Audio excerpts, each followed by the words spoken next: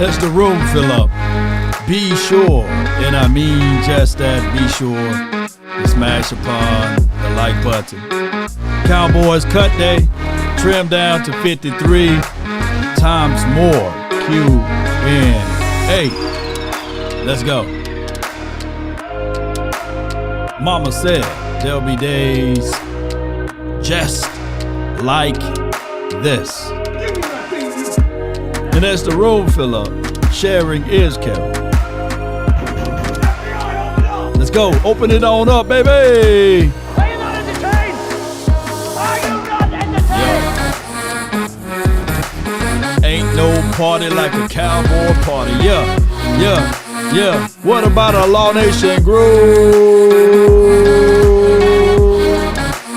From my studio, home to yours. Come on, baby. Let's get it. Life like this, I wish raindrops would fall. Come on. 5, 4, 3, 2, 1.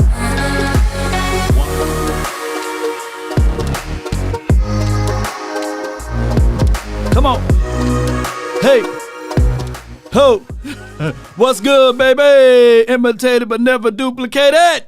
Come on, baby. You're listening to nothing but the best. Come on, Cowboy Nation. Jump on in here. Cut day is here. So somebody's going to make it to the practice squad up. Man, they got rid of my big dog, man. You know, come on. Big Bo. Oh, you left the hot dog and some french fries on the field, man. Come get this stuff up, Big Bo. Appreciate you, dog.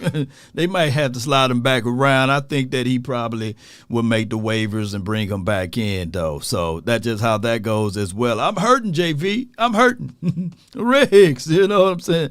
I was watching the game the other day, and as my daughter was playing the game, every time somebody died, they make this sound.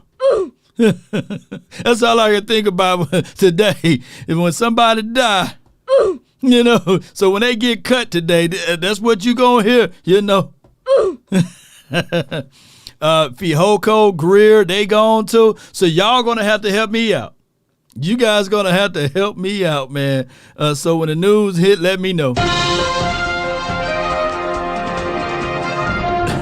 Breaking news. No more Fihoko and Will Greer.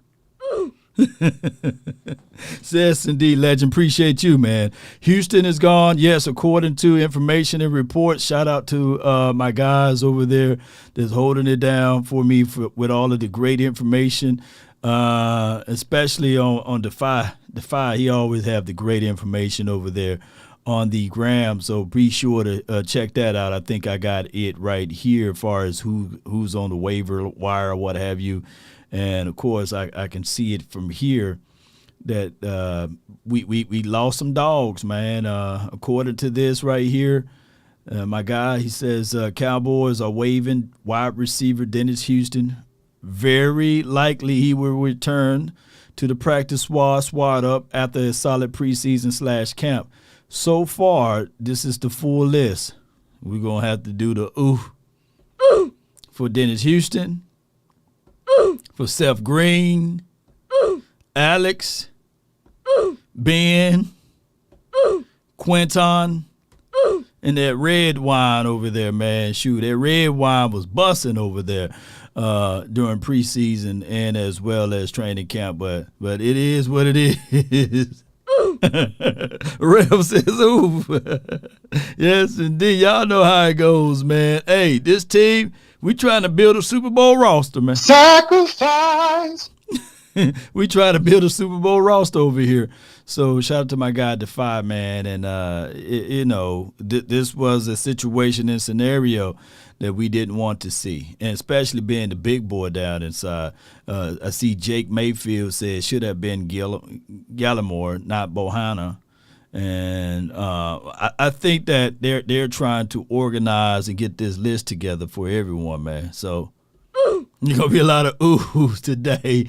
Ooh. Yes, indeed, Cowboy Nation. So I'm looking at this list right here, and we can all say to ourselves, I'm straight with the defense. Whoever we rock with, I'm straight with the defense. But let's look at this offensive side of the coin, though. There are some things that we have to say to ourselves. Okay, offensively, can we be a better team than what we were better team than what we were last year? So there will be no more Will Greer, right? He's gone, according to sources. Is he still here? Is Will Greer still here? And it could be a situation where Ronald Jones, he gone. Can y'all see that? It could be that. He gone, man. Malik Davis, he could be in that wee-woo sauce, as my guy, Boss Cowboy Sports would say. Fihoko, Drummond, those boys. Dennis Houston, we already know that, and Barbon, it could be. Cooper is gone, man. Cooper ain't gone.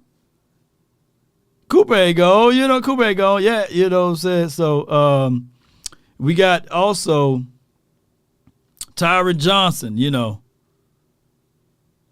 But it's a lot of red. Jalen Cropper. Shit. I just like hitting the new button now.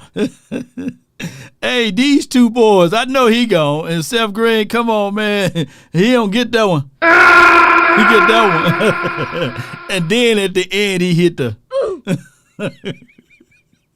And then Sean McEwen, man. Hey, do y'all see that red right there? It could be just that, man. Did Micah make the team? Yeah, Parsons made the team, man. If people said he didn't make the team, then can you imagine if the NFL do like a mess up like that and they say, well, you didn't make we accidentally cut you. You know what I'm saying? I wonder how that would work. You know what I'm saying? I bet your teams would be jumping all over that waiver wire and be like, hey, man, we got Parsons, man. Davis not cut yet, but it is what it is. It can get close or near around that time frame for that brother to get cut. I think that last showcasing that he exhibit was really good. Hurdling over someone and he averaged 4.2 yards per tote. That was pretty good in my opinion. You know what I'm saying? So it is what it is. EA Sports, appreciate your legend. It is what it is. It's Let me quit hitting that button. Y'all know when I'll get a new button, we going to press it to the high heavens, man. So cut day, trim day, man. And the Cowboys themselves are in a situation whereas I think that we can literally go with two quarterbacks and then have the emergency quarterback. I think we can go with that. And then we can rock with, let me see, somebody had a cheat sheet for me. Hold on, let me see if I can conjure it up. Appreciate y'all. And let me know, too, in the chat. I'm not afraid to be wrong here and there. I'm not afraid to be wrong. Some people want to be right all the time, man, but I'm wrong most of the times. Y'all just follow me for the real, right? All right. Oh, here we go. Who? Here we go. Come on, jump up there. So sometimes that happened that way, Let me see. Come on, bear with me, y'all. I thought my powers worked, but it didn't. And what's up, Heartland? Appreciate you. Thank you, everybody, for jumping in. The Dallas Cowboys, in his total capacity, in his whole uniqueness, in its overall consumptions of the Cowboys. Hold on, where is that? Hold on, y'all bear with me, baby. Y'all bear with me. Got to get this bar up, but this don't want to show up. Give me 1 second. Got it more one way skin. The cat got the bar up there, but no picture. Come on. Boom. Boom. There we go. Are we in there now? Y'all can see the comments now. Great. Appreciate you. Cuts coming at the lunch in an hour. This is Justin D. So this is all speculative, right? My guy, Coach Marv, says if Dorrance Armstrong can't be traded today, he will be cut. And let me see what the people are beating him up with. Bomber, he's good.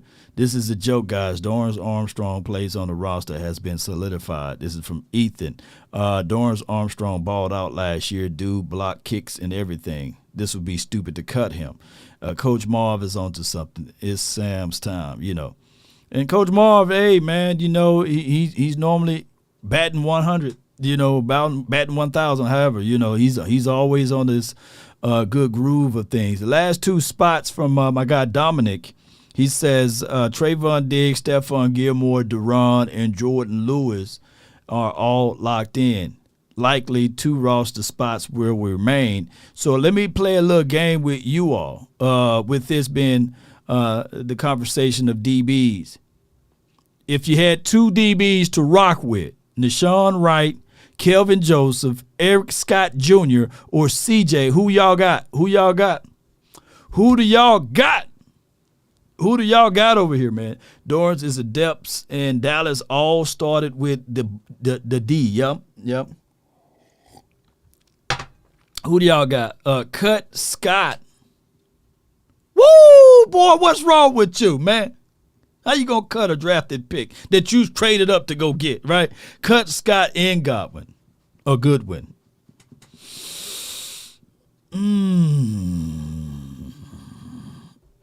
All right, so he's saying cut Scott. These last two right here, my G. Out of cut Joseph. So here's how it goes normally. Scott did get burnt like toast in that Seattle's game, right? It was bad tape on him. But he was going up at first round grade, wide receiver and their first team unit, so I give him a little pass on that. But Scott did give us a lot of, hey, he might be the Ron Bland 2.0, because last year did we play the Seattle Seahawks last year in the preseason? Did we play those boys last year in the preseason? Because I'm trying to remember, and I recall that Bland got put into a blender in that preseason game. It was a touchdown given up, and Bland was still looking for the ball, right? So, yeah, they did. Yeah. So I'm looking at it like, shoot, that's like that's the right way to go, man, to get burned in the preseason game and then go into the real season and ball out, right? Yeah. Bland is a steal for us. It was somebody. I don't remember last year preseason. But y'all can help me out. Was it a situation and scenario that that my guy Bland got burnt in that preseason game? I think it was a home preseason game. We played against the Sea Chickens, and Bland got put in the blender, right? Shout out to you. Gina Chase says 27-26 last year. Yes, so yeah, I give Eric Scott a little leeway right there. You know what I'm saying? I could be biased because I'm Mississippi law, you know what I'm saying? And Scott is Mississippi, guy, although I think he's from Kansas or something like that. But yeah, if it's down to these last two, I would look at upside, and of course Scott, and then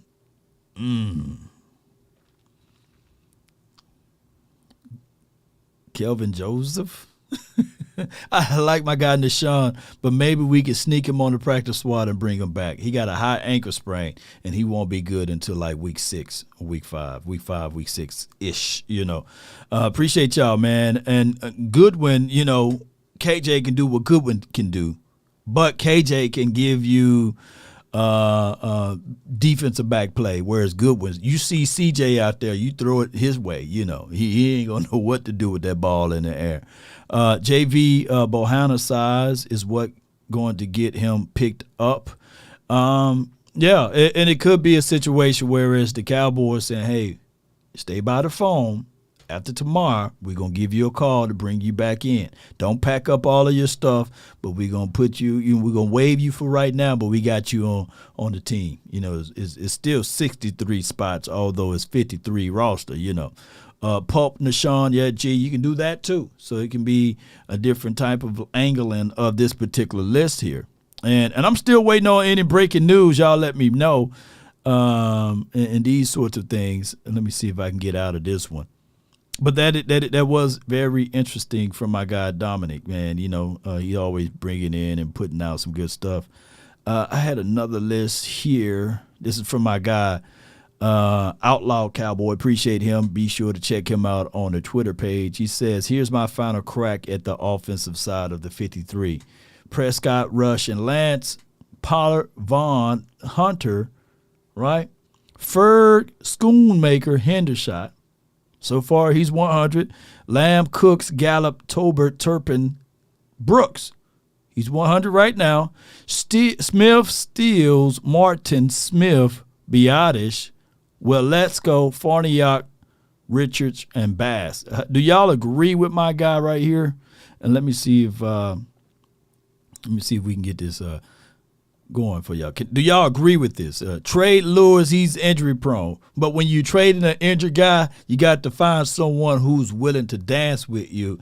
And 9 times out of 10, a team would not trade a hurt player, right? So that's just not going to be the situation there. I feel you where you coming from. Has it been officially announced that Greer is gone? No, Sir Lawrence McKinney, no.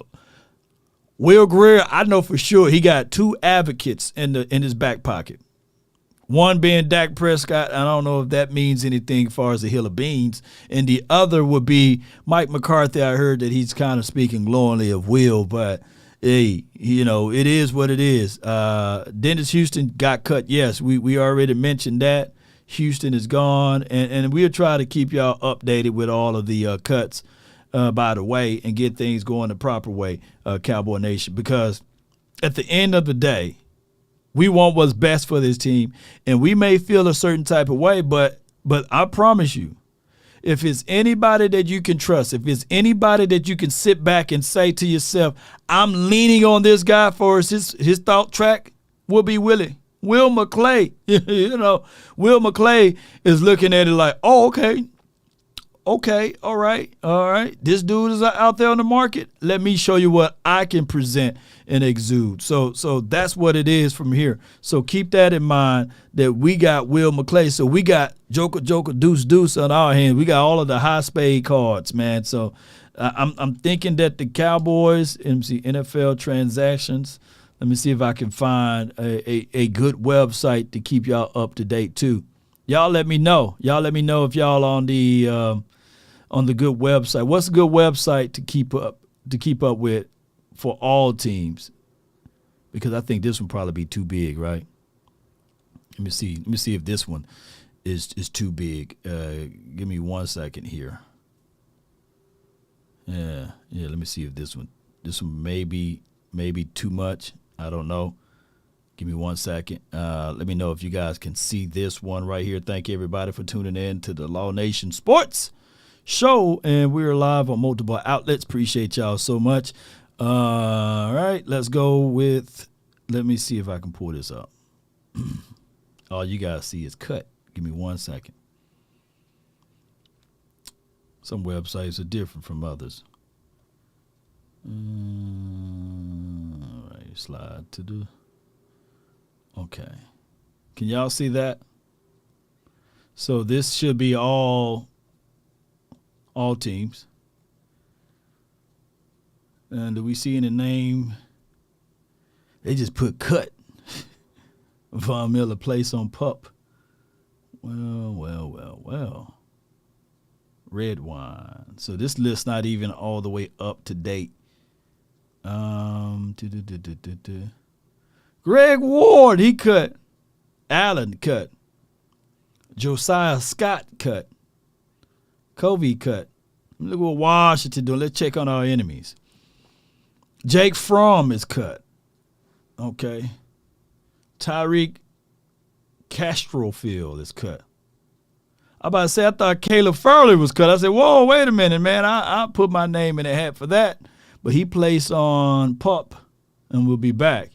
Okay, all right. And I'm going to see any name that really stick out to me. Let me see what's going on with the Giants. The Giants got David Seals. He cut. Jamison Crowder. He was a real good kickoff return guy back in the days. Boogie, not McFarland. Basham Jr., he's cut. Tommy DeVito, Tyree Phillips. You know, I don't really see any name. Do y'all see any name that's kind of like, hey, what about this guy, Law? Hey, we can do something with him. I don't really see anything. I got the Ray Charles, Deion Jones, maybe. That's somebody we can really try to look at and say, all right, maybe, just maybe. Huh? You put a little check by him. That's about the only dude that I see. And Von Miller, yeah. Andy Isabella, maybe that size didn't really translate. Remember him coming out of college?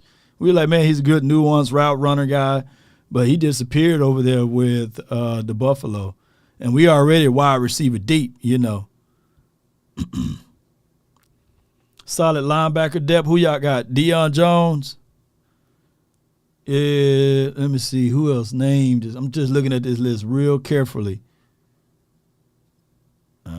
I don't really see anybody. It's still too soon, y'all. Please, no James Conner. He's gone, right? we see him week 3. Yeah, so I don't really see anybody. Wait a minute, which Deontay Brown this is? Okay. No, it ain't Deontay Brown I'm thinking. Okay, good. All right. Trevor Siemian, you know, he's still out there. He cut.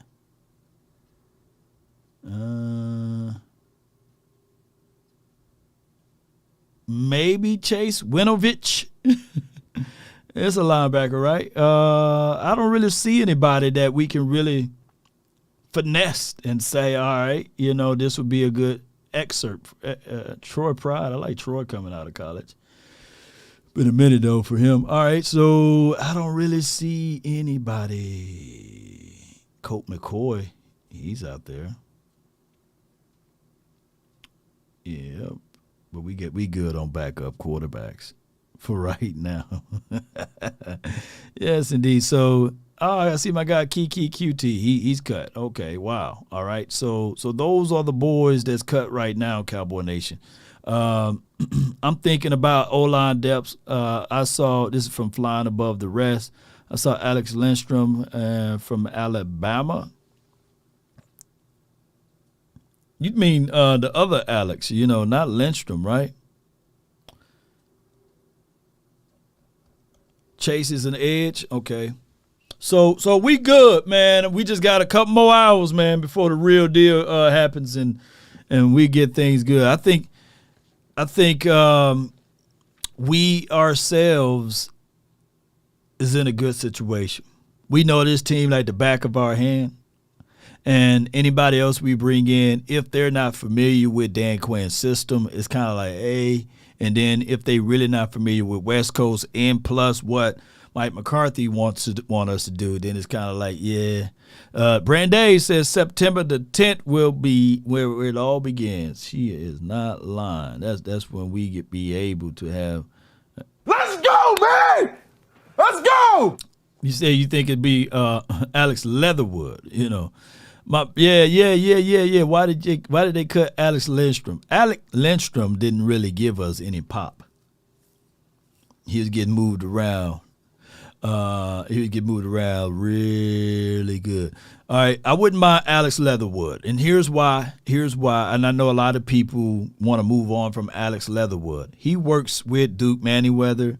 Duke will be now in the backyard, so any techniques that he need to work on and polish up with, he'll be able to have that. Plus, on top of that, he will be able to get anything that he can siphon from Tyron Smith. He can get that from him too. So it wouldn't be a bad situation for us to break hit the breaking news button to sound Alex Leatherwood, right? There are some things that he's going to have to still work on, but it is what it is. He was good in college, yeah, Sam Jordan. So at this time, what I want to do here is open up the phone lines early so I can get y'all thoughts so y'all can jump on in. I know a lot of times when I open up the phone line, it'll be later in the show, and then a lot of people don't get a chance to spit their mind, and we put clock gang on them. So Damn! Let's go. Call my phone, hit my line. Only ones who down for real, down for line. Keep it super thug my way on this side. Keep 657 657 390. Hit my line. Only ones who down for real, down for line. Keep it super thug my There is one other participant in the conference. All 7391. participants are muted. Mobbing with my brothers, there's no question. Keep it real. Keep it real, baby. East Coast and Norway in the hidden hills. Come on. In the poppin' straps of blue. Yeah, Houston is gone. Houston, we have a problem. Yeah. Son of God, not a son of sand. Hey, Keep it off the books and keep it coming in. keep it coming in, baby. See what I'm coming in. The inside caramel just like 100 grand. Flying above the rest. You're What's going on with it, Law live on the nation. What's good with you? What's good with you, bro?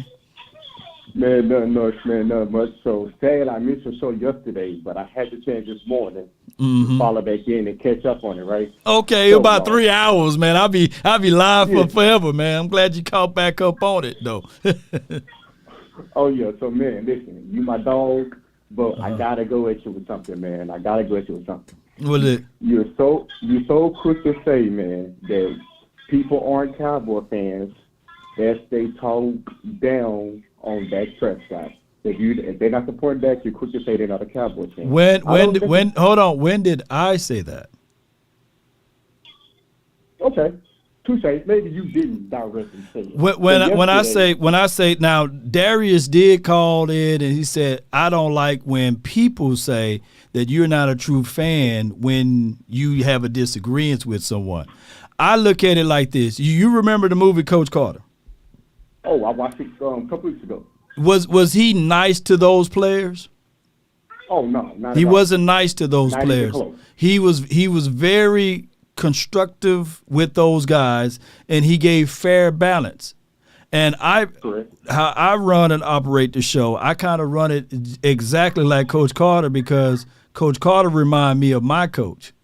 But what most people want me to say is a player. If you haven't noticed, I don't ever call a player trash, right?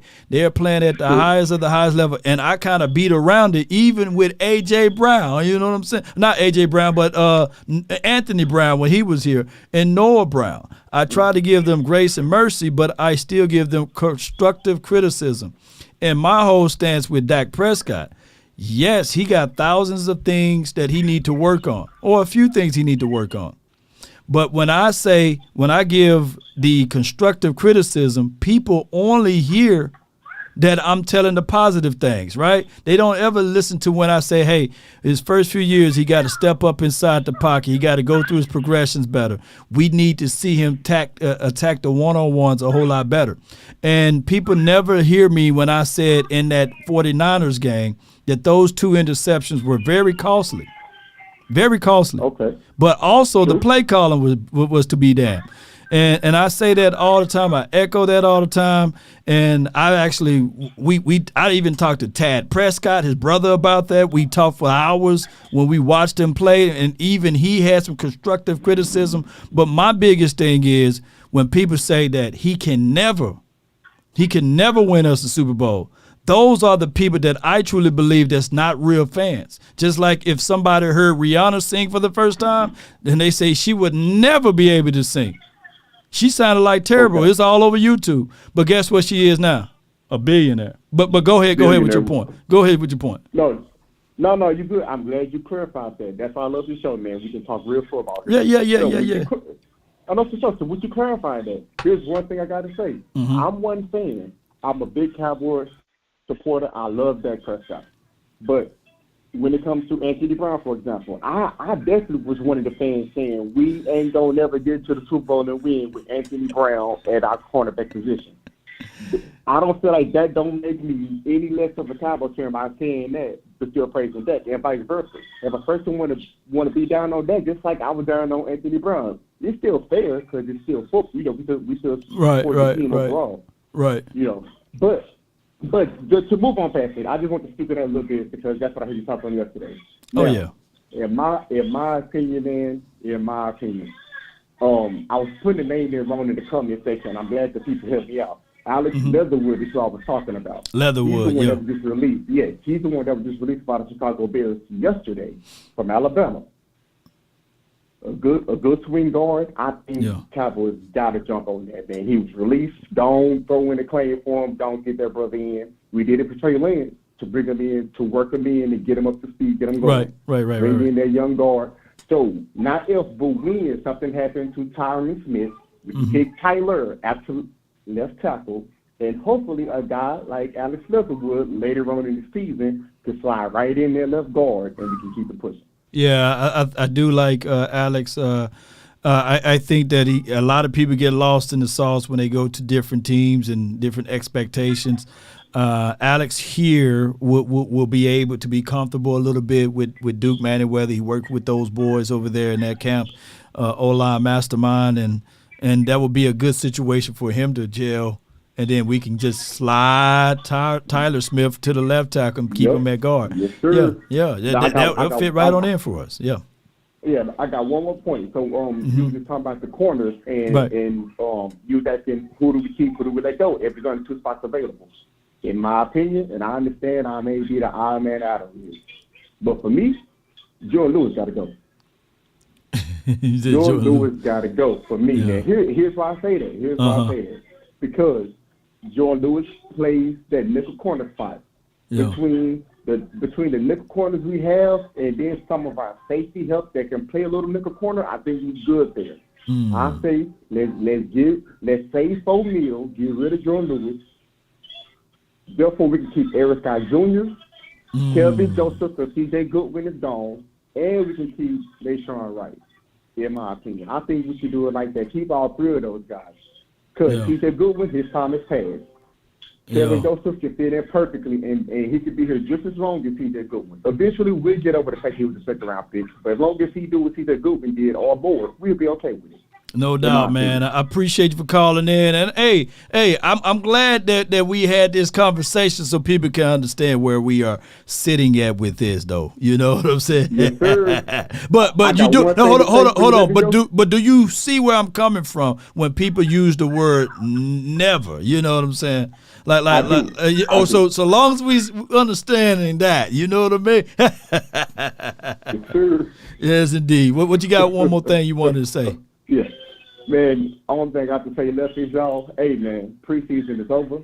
It's go time, baby. It's go time. Let's rally behind our entire team, Cowboy Nation. Let's support them. We got enough people from the 3 and a 4-letter network that's going to put our team down. Let's support our team. It's going to feel that much better at the end. Cowboy Nation, set the fuck up. It's flying above the rest, and I'm out. Hey, flying above the rest, man. Good shout out to him. We got another and it's Jabril Cox. He's gone, y'all, man. Oh, my goodness, my God. Oh, no, man. So the Cowboys are releasing, according to per the chat line, they're releasing Jabril Cox. I'm going to see if one of these guys got a real up-to-date. Ian Rappaport says they also, the Saints are releasing Jalen Smith per sources. Okay. All right. So who shall I follow on Twitter to give me up-to-date, like really 90 seconds up-to-date info on this? Because I need to rectify this because I think John Machota, he's on vacation mode. I think let me see if he's posting anything. Yeah, he's not posting anything. He's on vacation mode. Who shall I follow? Who will give me the exact on the time? Garofalo. Let me see if I can put him in there. Ian gonna be with everybody though, huh? Is his name Rappaport? You know, let me see, because I need the Cowboys though. Let me see who he got. Okay. All right, so the Dolphins and wide receiver Cedric Wilson have agreed to terms to rework their deal. So Cedric ain't going nowhere. He's off his furniture. Okay, so so this guy right here, he's good to follow. Let me see if I can. Mike Garofalo. Okay. Appreciate y'all for this. All right, so I need somebody to be up to date and snappy, man, with this good information on the nation. And while that's happening, I got another caller that's been waiting here. I appreciate you, man. JV from the 901. You're live on the nation. Talk to me. Oh, Nation, what's going on, bro? Nothing to it. Nothing to it, Chief. Talk to me, man. What's on your heart? Yeah, well, so, first off, I'm over here hurting off for Big Blue over here getting waived so green so quick. I was hoping there would have been Gallimore before him, but they, they should. What I can say is that the guys were right. You and Craven Cowboys, your guys were right. He was fighting for that position hard and strong, and he was going to be a lost cause. Yeah. And I know I see a lot of folks coming. Maybe we can get him back on practice squad, but I'm thinking to myself, with his size, he might not make it through waivers. Yeah, he ain't gonna make it through waivers, man. I got to. Oh boy, Michael Gelkin got me blocked, so y'all got to give me somebody else. Tell Michael Gelkin to unblock me, y'all. That's on the nation, man. You know what I'm saying? That dog Michael Gelkin got me blocked, man. I can't follow nobody. Look, he oofed me, he cut me. So, JV, man, talk to me, man. Maybe, do you think Clarence Hill might have some up-to-date information? Do he have anything going on? No, man. Clarence a little late, man, behind the thing, man. You know what I'm saying? But Gelkin over here is like, hey, man. Gelkin over here like, hey, bro, come on now, dog. Come on, man. You got dog in the blender block over here, man. I got you. Yes, indeed. I was over there thinking, I was thinking, and don't shake me with the butter knife. No, you good. On this one, but just like last year, when we talked last year, at the DeMarcus Lawrence, the take had set up where he was over there stopping the run a lot, especially along the goal line and things of that nature, how important he was to our team. And I was thinking, I think that maybe the mindset of the Cowboys this season that we as we were over there predicted that he may be a pass rusher, but they may be utilizing him more to be a run stopper and to add more pressure, as in pushing in that O-line and collapsing that pocket instead of trying to rush the passer as much. And they're believing in the guys that we have like Sam Williams and Michael and soon just everyone else we have on the outside. I mean, I think that might be a reason why they may have went on ahead and said, yeah, we can deal with our ball handler. Most certainly. I think that Bohanna is a candidate of coming back. Him and Jabril Cox, I think both of those boys are a candidate of coming back. When we look at the complete depth charts of the Cowboys, they tend to they may be looking at it like, man, Land gave us more, right? And with the ideology of and they went with more pass rusher guy like Gallimore juxtaposed to Bohanna. Bohanna wasn't getting off the ball as far as pass rush. So that's probably a situation there. And the Cowboys, they are pretty good at their roster evaluation, and they're also good at bringing people back. And they might see somebody that's on another team that they're waiting for them to be released so that they can pick those boys up. That's what I was like when I last called and talked with you. That was one of the things that I was talking about when it came to Bohanna and Monty Smith. People keep talking about pass rush, and I keep saying to folks that I talk to out here where I live, I'm like, these guys here, maybe we need to stop trying to add that element and just use them for what they are strong at, and that's not the pass rush, but to clog up the lane, and stop the run, and just focus on that part. So we got really, really exceptional pass rushers. We do. And as far as the clog up the lane now, I wasn't expecting Bohannon to be like John Hankins out here and just really collapse that pocket and still hit the quarterback and things of that nature. Then again, I have noticed that Bohannon is more durable than John Hankins. He is. So I would expect it, and I am a firm believer in that. Your best ability is available. But hey, I've come to terms with it. I just wanted to know about what do you think about maybe they will use the tank more in that role to replace Bohannon and just rely on the other guys that rush. And one last thing, right? Like I've been talking with you about mostly through the entire offseason that they need to go ahead and they did one of the things, and that is paying Trevon Diggs, but I always say they need to go ahead and extend CD Lamb before the season starts. They do. And we ain't got much longer. And I know him did go ahead and take that that 5th-year option up. So, I mean, they need to go ahead and just work on the deal now because that money, when it comes time to pay that man and you going off of the 5th-year option and all that there, you're also going to have other guys coming up soon that are going to need that money. And I'd rather go ahead and this front office, they can work that cap out now and extend him and pay him that money instead of waiting and then have running around like chickens with your head cut off right later on. And now you have other guys that money is also coming up as well alongside CD Lamb. That's all I want to say. I want to say appreciate you taking my call. And yes, we are listening to nothing but the best. Go Cowboys, and let's get ready for this season. We're Super Bowl bound. Yes, indeed, man. Appreciate you, man. Shout out to my guy JV, man, for all that he's providing here. Yeah, I believe that the Cowboys should get in front of paying my guy CD Lamb on the front end before this season kick off, and especially before Jay Jetta get his.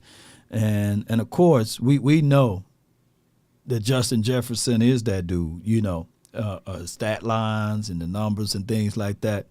But my guy CD ain't that far off from him, and especially if you account to the fact that how these last 3 seasons been up and down with the quarterback being hurt and coming back and these sorts. Chris 214, do we bring back Jalen Smith or hell no? Laugh out loud. Jalen Smith. Yes, indeed, man. Y'all remember that episode when I did the I Wee Wee Bird? Jalen Smith was chasing Jalen Hurts, and it looked like they needed to change names because Jalen looked like he was hurt chasing Jalen Smith. No, man. No way, man. No way, man. So shout out to Jalen Smith, though, man. Chris 214. But let him be where he's at, man. Shout out to him. Great business guy. Great for the community, too. A well all-around cool, solid dude, Yeah, you know what I'm saying? So it's just what it is. But just leave him where he's at, Tony Montana, appreciate you, man. So life without Jabril Cox. I think that Jabril Cox never got his mindset together. That ACL situation really hindered him. I'm just looking back at his career here in Dallas. I think that for first and foremost, I never liked him wearing 14, by the way. I figured that he should have kept 48. Remember when he was out there with the 48, I was hitting y'all up with first 48. He was coming around the corner, making all type of good plays, just like his storyline was very similar here to Overshown, but Overshown got hurt a whole lot sooner than Jabril Cox. But you guys give it what I'm saying. Like his potential cap could have been there just like what we seen out of Overshown. But it was cut short due to those injuries. And keep this on your mental mindset, ladies and gentlemen. Let's not rush Overshown next season. Let us know that even Gallup, it took him 2 years. And if Dr. Q is listening, he will let you know that it's going to take around 2 years or a year and a half for those type of positions. you're going to have to stop, plant your feet, cut, and get to the point of contact as a linebacker. It's a lot of stop traffic, stop and go. It's not like offensive linemen, when you got to pivot, flip your hips, get upfield. That's a lot of wear and tear on the knees. So that's just what it is. And who we cutting off? We cutting off Jabril Cox. No more Jabril over here. I got another caller, man. My guy JT from the 260. You're live on the Nation. Talk to me, man. Can you hear me, Lord? Yes, indeed, man. I hear you, fam. Talk to me, man. Talk to me. What's on your mind? Hey, so I got a question, man. So, like, where do you still see as, like, our biggest hole coming into the season, Law? Like, where do we need depth the most, in your opinion? Well, from my thoughts, it was linebacker, but we play so much nickel anyway.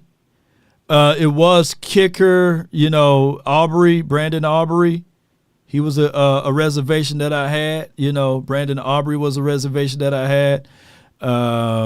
But the coaching staff and everybody believes in him.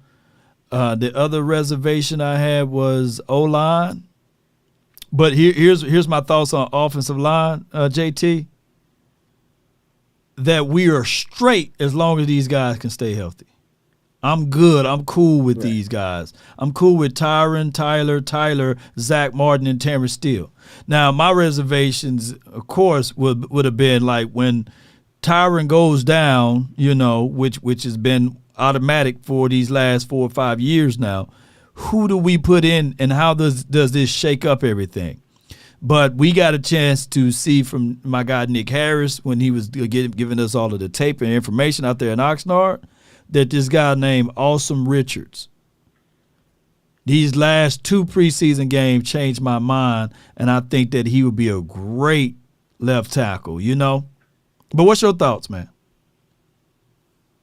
So I actually agree with a lot of what you said. Like, I'll put it this way. Like, I actually think, and I think this has been the case for like a couple of years now, I really feel like that inside linebacker spot is really where we can use a little bit of help, just because I feel like we're not really sure like what we can get from year to year with LVE, Law. Like, he came into the league really just like balling, but like he has kind of, I feel like, and I don't know if this is like more mental or physical with him, but he seems to have kind of taken some steps back since then.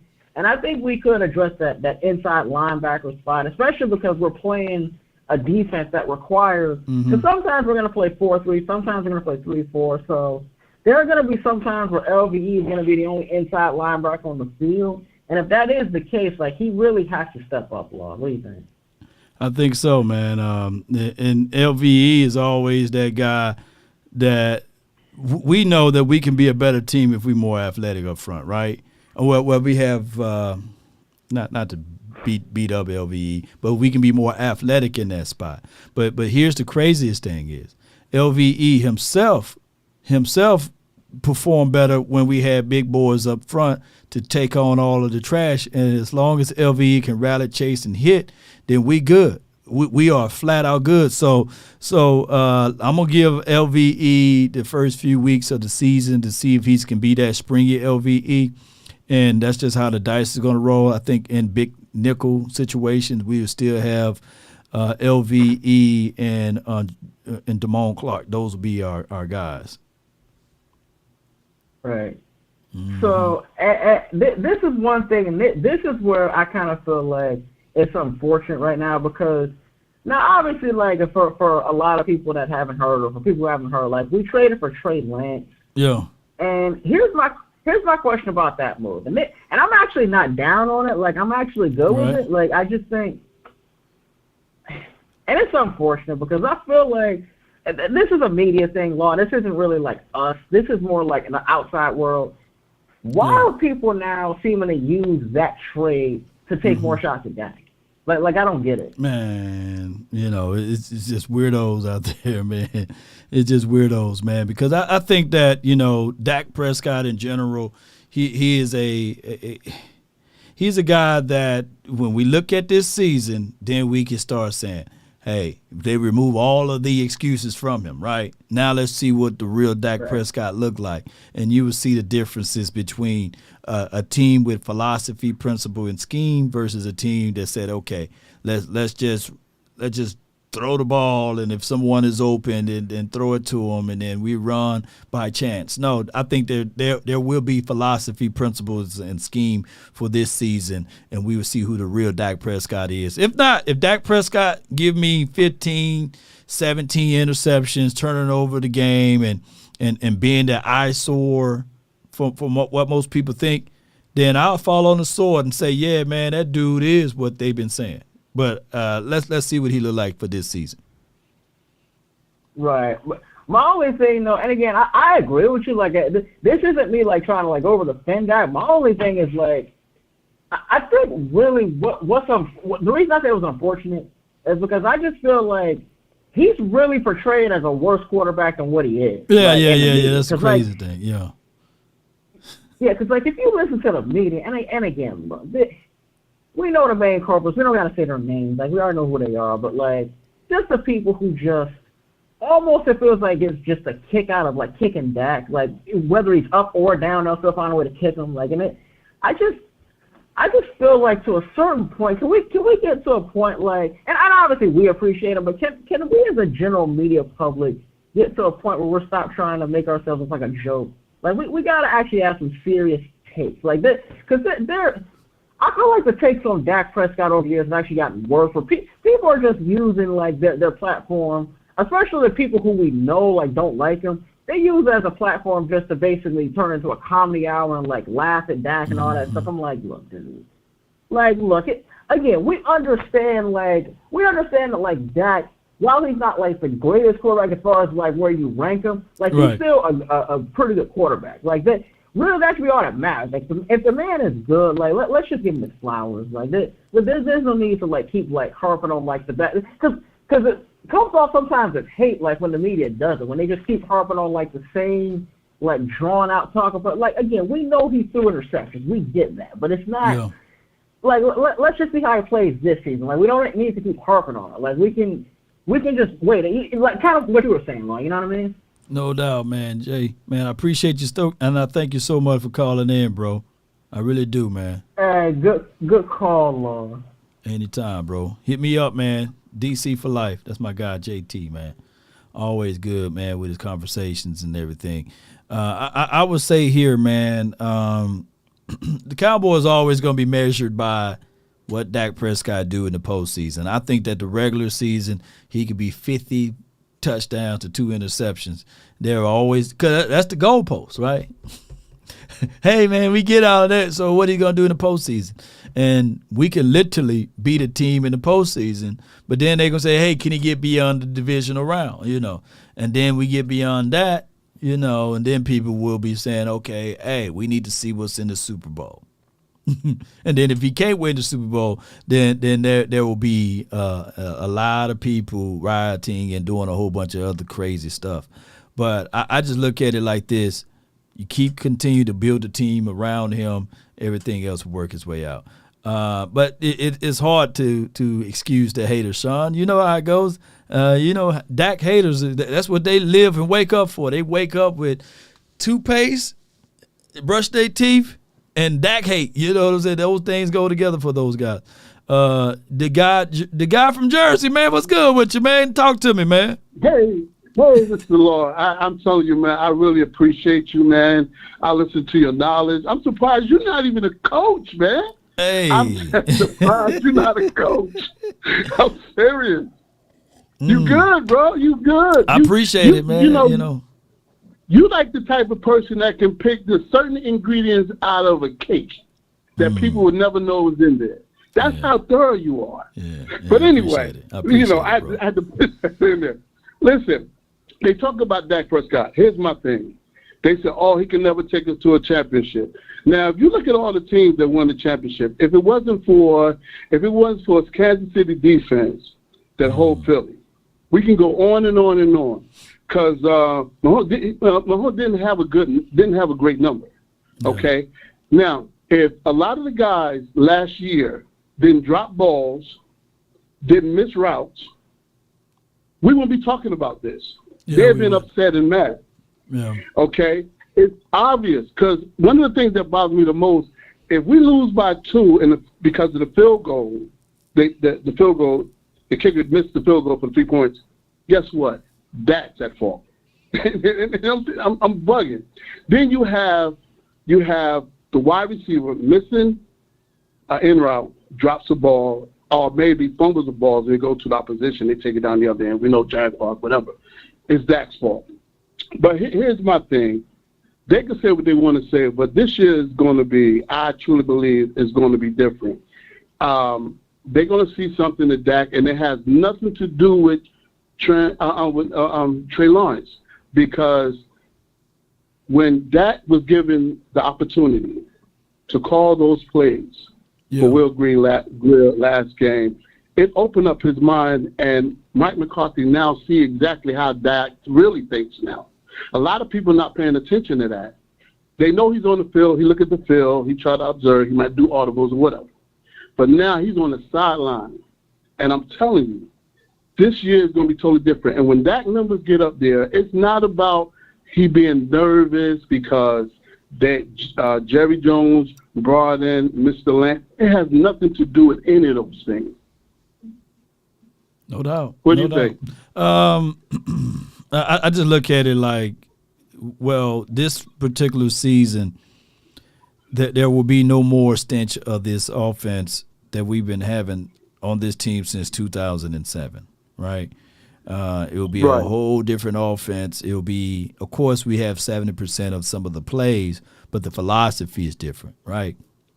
The when to throw the ball and to know when to run the ball counts. Complementary football counts. You just can't burn up the scoreboard. You want to be fair and balanced on your field, and you want to be respected and respectful of your defense. So I just think that this team is going to be a whole lot different than what they were last year, and I think the offense still is going to thrive and average from anywhere between 30 to 32, maybe 35 points a game, if they are hitting on all cylinders. And we don't even need that much. If the defense really is saying that they're doomsday, then the defense is going to hold everybody under 17 to 18 points, All right, so we got some more breaking news. Okay. We do. Cover your ears. According to Calvin Watkins, the Cowboys have also released Malik Davis. He is off this particular team. Hope to bring him back for the practice squad. So they're going to try to bring him back, man. So what's your thoughts on this before I let you go, bro? What's your thoughts on Malik Davis, bro? Well, I'm going to put it to you like this. He missed it last year because of the simple fact, even though Pollard got hurt, because that's really what hurt us against the San Francisco game. Yeah. People can say what they want to say. But what happened to me, after Pollard got hurt, they knew all of a sudden Ezekiel wasn't doing nothing. Okay, he was declining. What was the problem of putting Davis in there at that particular time? Because what Broader said that he got into it with the lack of production or the lack of reps that he received in the previous game and beyond. So he was upset about his lack of touches. And the craziest thing was it was bad timing because, bam, his opportunity was there, but he was at odds, allegedly, with the staff. Yeah. So if it's me, bro, if it's me, put all of that stuff to the side, with all bull sugar to the side, I'm trying to win games. Absolutely. But guess what? Absolutely. Me winning the game is really not that important if I'd already agreed to terms with the LA. You see what I'm saying? If I already know if I got a cushion somewhere, why will I go all in to win it here when I know for sure that the staff are at odds? So that's why I truly believe that the NFL got it backwards. It's the off season is long. I truly believe that the NFL should wait until they do all interviews and things like that when the Super Bowl is over with. Because all of that stuff, all it does is cloud your mind, your judgment, and you are thinking like, hey, he literally had a short week to prepare. and I'm talking about Kellen Moore, and I'm not trying to put it all on him, but damn it, it deserved to be on him at this point because if you have a short week to prepare, we finished the game on Monday night. We all know the treatment is on Tuesday, right? Installments or walkthroughs is on that Wednesday. Yeah. Installments is on that Thursday, and Friday is resting up for the game.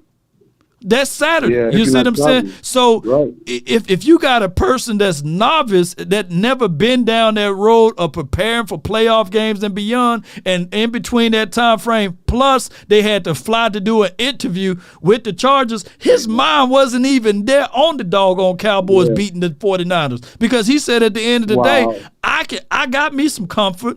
And this dude that's mad at me, I don't have to give him the ball. I don't have to call up a single play for him. See, that's why I'm mad. That's why I'm mad at the NFL / these owners calling up coaches and for interviews while they're in the playoffs. I don't like that. But go ahead. Well, go ahead, bro. I had to get that off my chest, as you can tell. That's pretty much. I know I'll get ready to go. One more quick thing. I looked at Josh Ball the last couple of years. He's definitely not a good blocker. But what they need to do because of his size, he's small. I mean, he's strong. He's big. Right. And he's slow. They need to put him in the defensive tackle. I'm going to tell you why. Because he's going to be hard to move. He might be slow, but you need the stud muffins in the middle. True. To be able to stop the run. And I'm telling you, they need to switch him from offense to defense. I'm telling you, he's big. He's slow. You talking about Ball? Yeah, I'm talking about Josh Ball. Yes. If you look at this, I'm telling you, look, when you go back and look at some of the plays. I want to go back. He's slow. Yeah. He's slow. But it's hard for them to move him. I'm telling you. Just leave him in the middle. It's hard to move that guy. He's slow, and you need something up in the middle. He ain't got to do no, like you said, this job is to stop the run. Man, I appreciate you, bro. I got some more breaking news, but I thank you, man. Thank you so much, bro. Okay. I appreciate it. Go Cowboys. Go Cowboys, man. All right. According to sources via the chat log, Sean McEwen, my dude, my brother, with the best number on one of the best numbers on the team.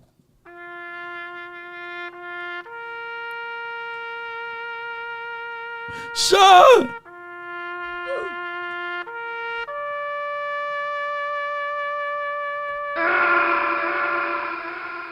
You my dog, man. How they gonna do that to you? Oh my goodness, man. Sean, they got rid of Sean McEwen, man. All right, so and of course Seth Green is gone too. So that gets us down to 3 tight ends, right? So 3 tight ends, and I'm just gonna say this though.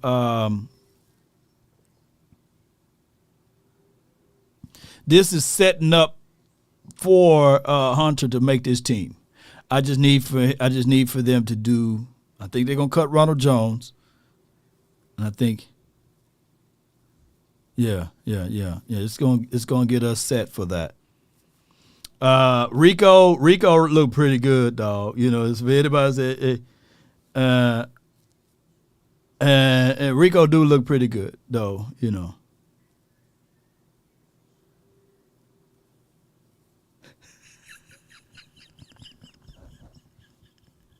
Wisdom, me and you. Me and Wisdom on the same page, man. Y'all read Wisdom comment. Hey, I do like that in real life. You know what I'm saying? You get company come over to the house. Yeah, man. Yeah, it was good food. Yeah, man. So how far you got to go? You know, people have a habit that when they come over to the crib, they don't want to go. Yeah, man, Law got the 85 over here, man. I can see the sweat dropping off the man's face. Yeah, that is nice, but man, normally I'll be watching another show right about now. You know, hey, man, hey. I start turning the lights on and everything. I don't have to start being mean, Law, but I know I'm too nice of a host to do that, right? Come on, y'all, you know what I'm saying? Like my guy VIP, he know.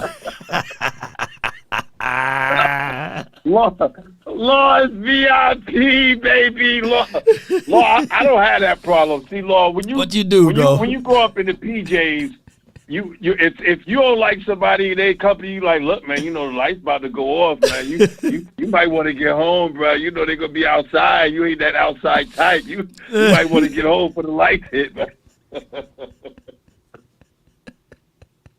Yeah, man. Oh my gosh, man! But no, the guy from Jersey, that's not at him though. You know what I'm saying? But no, we ain't talking about him though. But that's just me in general, man. I'm Aquarius. I'm Aquarius, man. We love to comfort. We love to serve. You know, as Aquarius is, man. We nice. We nice, nasty. You know what I do, Law? When it gets to the people, you know, because you have those people. They come over with their own little to-go trays and all that. So, Lord, I start hitting with horror stories at the end of the night. I was like, man, you know, somebody just got robbed the other day. You know, they was out here just walking to the bodega. They got robbed, man.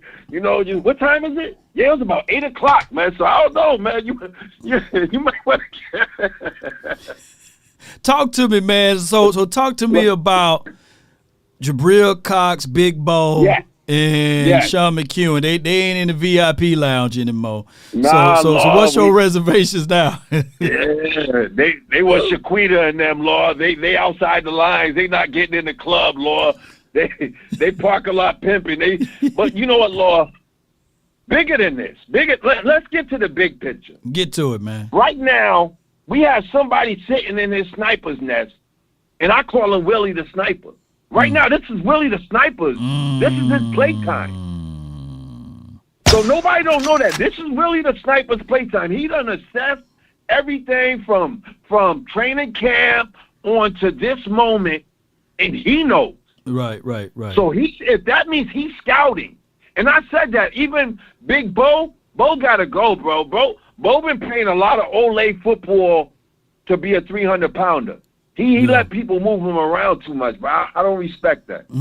I like him as a person. I just don't respect him as a ball player. We can get somebody that you and I know after all, not only our cuts, this is about to be like a flea market of players in the next 48 hours for Willie the Sniper to pick from. And I'm sure him and our DQ is like, all right, I need this. I need that. All right, because I really like I think our swing tackle is solidified. I like Rookie Home. I watched him ball. Lord, he's official. He's what's his name? Awesome Richards. Awesome Richards. I like him. I don't like him. I love him. Okay. So between him and I think we're gonna keep that. We probably keep what's his name, Fournier or whatever, because he plays guard and center, correct? Yeah, he do. So we probably keep. I like the kid Bass. I don't know if he hit the chocolate block yet, but I think, like you said, it's set up to what we was talking about yesterday. I like the kid Hunter. I like him. He's what we can use him is where we missed in Zeke. Where we're missing in Zeke in that pass block pickup, we could throw him in there. Yeah. And we could throw maybe a Deuce on that little flare out pass. If you throw Deuce on that little flare out, if we had Deuce last year against San Fran. Oh man, we had, if we utilized Deuce, like let's say we have a time machine and put Deuce on the team, you know, some type of multiverse, we put Deuce on the team. I think we beat the Niners if we utilize them in the backfield. Because that if you go back and look at that tape. My 21, I still love my 21. He was open all day, but Dak was getting greedy because Dak knew the circumstances of the game. Dak was like, look, I got one option now. I don't have my 20. I can only have 88. So there's like, well, we're going to take 88 away. And then there's nothing left. So if he had that little, and if you look at what Tom Brady did, that's how Tom Brady ate most of his chips, was those little flare-out passes to his running back. He just chipped his way down the field until something else opened up. That's what Dak is going to do this year. Trust me. Trust me. Yeah. And as far as, like, I love 84, and I don't know what happened to Clarks, man. he was like 5 peanut butter jelly sandwiches away from doing something, man. I don't know what happened. Yo, this dude had mad potential and he never wanted to step up to the plate. So he's another one that, I'm unapologetically sorry you got to go, bro. When they went to there's a story about 300. I know a few of us real mindful people know that story about 300, the Battle of 300. Right. We don't need 3,000 just of these unwavered Cowboy Nation fans that only want to do it when they're front runners. That's like the dudes you go to the club with, Law, and the fight go down, and you like, damn, you get to the car, they already in the car, they ain't marked up. You like, damn, bro, where you was? And he's like, yeah, I was there, I seen everything. Nah, man. Those are the dudes you can't bring back out with you. I need people that if something pop off, I'm popping off too. No doubt, man. And that's the type of my guy right here, man. VIP, man. You guys, if y'all don't know who he is, y'all check out his content, bro. Let us know what you got working on too. By the way, before I let you go. Yes, before I get on this platform, Lord, I'm gonna let you know you put this battery in my back. I'm doing an all love Cowboy Nation show. I will not cross spies with my bro Law. So I'm gonna go on late night when Law's done, and I'm gonna respectfully always put Law Nation. How like Malcolm praised Elijah, that's how I'm gonna praise you on my show. This comes from my Law Nation. Man. So whatever I do, it be the birth from you. I appreciate what you do, Law. You know it's all love, baby. And from here, all I gotta say is, ow, damn, Cowboys. It's the ride for 6. I ain't a killer, but don't push me. Yes, indeed. That's my guy, VIP. And you know how that goes, man. Revenge is like the sweetest joy next to getting, you know what. So, according to Josina Anderson, the Cowboys are activating Jordan Lewis from the PUP list and will add him to the 53-man roster. That's per Josina Anderson. And appreciate my guy, Defy Talk Cowboys, man. If you're not following his Instagram page and you got Instagram, shoot, come on, man. Y'all, shoot, Defy one of those, man. He won a sniper gangs, man. So y'all check it out. And I would say this though, is my guy living off of old body? Y'all know when we say old bodies, man. Is he living off old bodies because he didn't give us a lot in 2022, and then but the last play that he made, it was an INT, and then when Bland got in there, man, Bland was a little bit more physical. He was a little bit more flying around to the ball and doing those things. So are you guys comfortable if the 2023 season Bland gets back to the bench and you insert J-Lou, how y'all feel about that? Yes, indeed. Law Nations, this is from Sadiq, says, what is VIP website? VIP, put your website down below, bro. Put it down below in the comment box, man, and we'll get things going. All right, so this other cut was my guy, Sean McEwen. He was waived or what have you. I'm going to go with this right here, saying that this is the opportunity for my guy. This is an opportunity for my guy to stand tall, and my guy is Hunter Luepke. I know that he don't play tight end, but we talking about hybrid roles and these sorts of things. So I would say this, with even this situation and scenario, maybe they bring Sean McEwen back, but I do like Hunter over McEwen. And let me talk about my Mississippi boy, man, from Laurel, Mississippi, man. Let me talk about him too.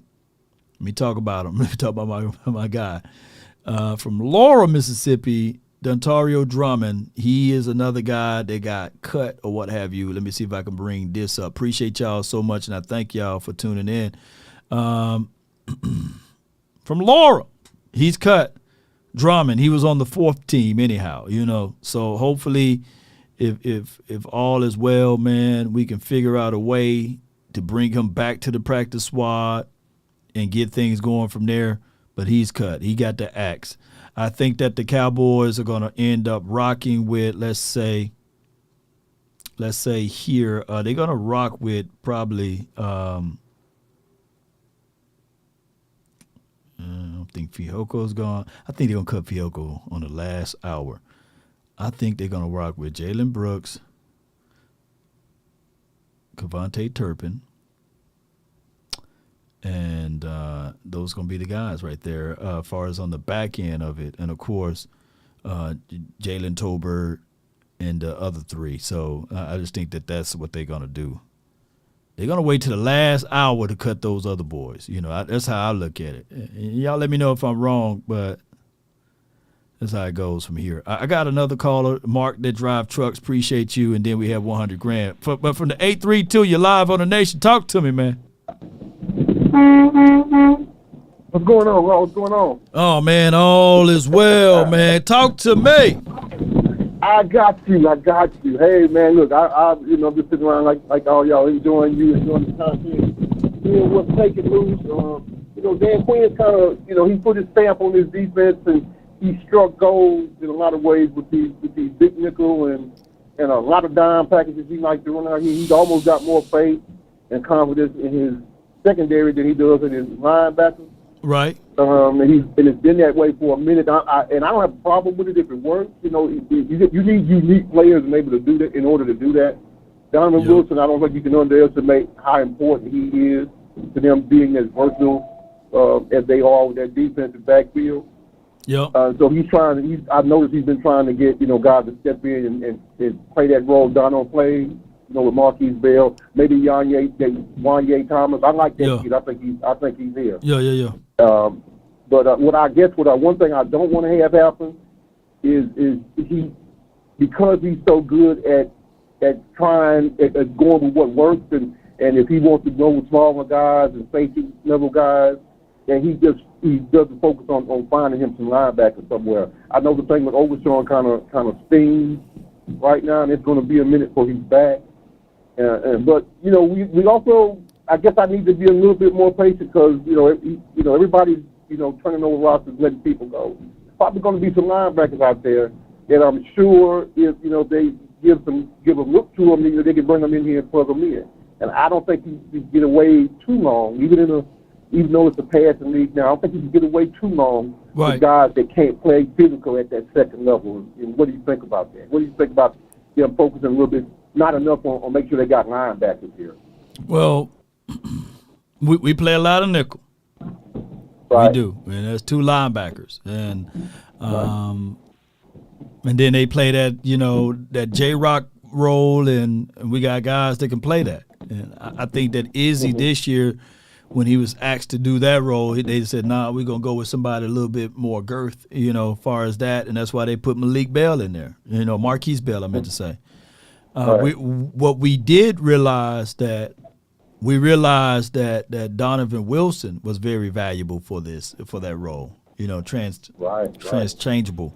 So, but by Donovan Wilson being hurt, it also allowed us to see Wanye Thomas glow a little bit more. But Wanye, to me, he's out of position. Although I like the kid, we got the same name. You know what I'm saying? Last name at least. And I like the kid. You know what I'm saying? His whole family got a good vibe and everything. But the reality of it, he just plays better at free. Right.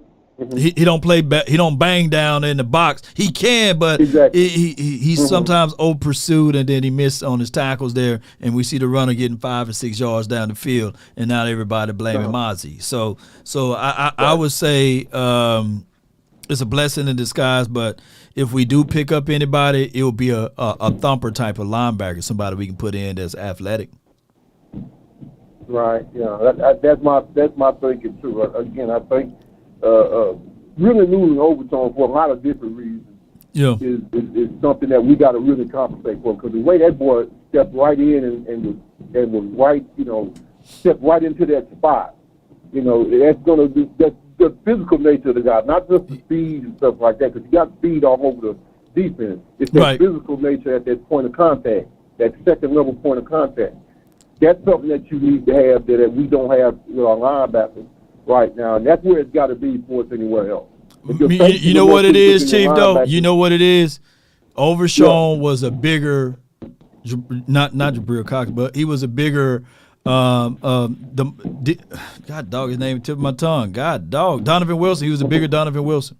Yeah, bigger Donovan Wilson. That's what he is. That's what he was. And we saw that, and we were thinking in our mind that, shoot, when the season kick off, you still have Dono, you still have Curse, and you add in Overshawn. Oh my goodness, but yeah, but that happens. But that's kind of my thinking, man. I hope we get that position addressed there some way with a guy that can play right there at the line of scrimmage, stand a block or two if he has to, and make some tackles right there. So we don't have to ask Micah to do too much of that, because Micah can do it too. Yeah. But I think the more freedom Micah has to run around and do whatever he wants, make plays, chase things down, mess up people's backfield, the more freedom Micah has, the better. But if we have to have him, go back playing more traditional linebacker, because we having problems at that level, I think that's something we got to watch out for and don't let that happen. Yeah. And also, I think the offensive line is going to be good, man. I like that T.J. Bass, and I like Austin Richards. People want to get swing guards and tackles. No, man, them two kids look pretty good. I think Austin Richards, and T.J. Bass, I think that's your swing tackle and that's your swing guard.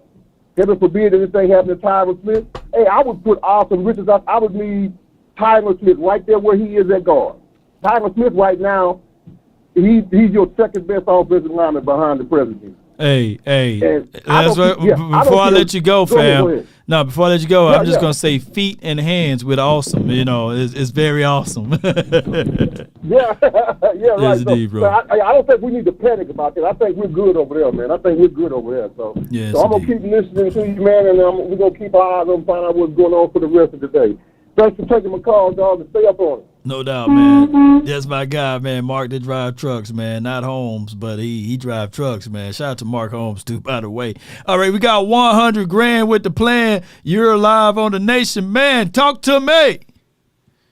Listen, man, these cuts, man. Woo! Super cuts around this mug, man. They putting the laser line, the Beijing spray, and everything on it, man. Even got the parks on the side. You know what I'm saying? What do you call it? The enhancements. You want some enhancements? Yes, indeed, bro. They cut these boys, man. I'm just waiting on the major cut, man. I'm waiting on Boss Man, man. I don't know what's going on, man. I don't know. I think people will be like, huh? He didn't get cut? What? Yes, indeed, man. That's what people waiting on, man. You think he's gonna make the 53, or do you think and do you feel that he's gonna get cut? You think Steven might step in? We did use a second round pick, man. And then Jerry did that thing for him. So you think I do that thing for you, and then we just gonna cut you, and then you go home?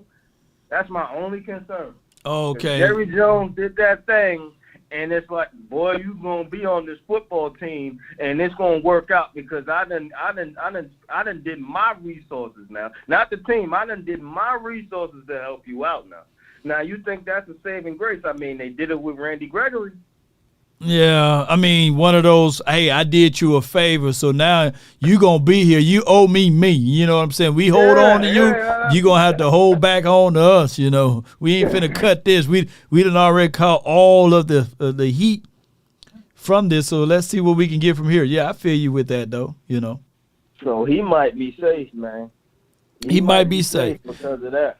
He got Bones Fossil too, man. He speak very high of him. Al Harris speak very high of him. So that's two people that I know for sure got his back. And from what I can tell from other teammates, they always speaking glowingly of Kelvin Joseph, believe it or not. They even like his music. They do. I don't know about that. They do. Shout out to him, man. I don't know about that. Hey, man, if y'all like Kelvin Joseph music, man, let me know in the chat, man.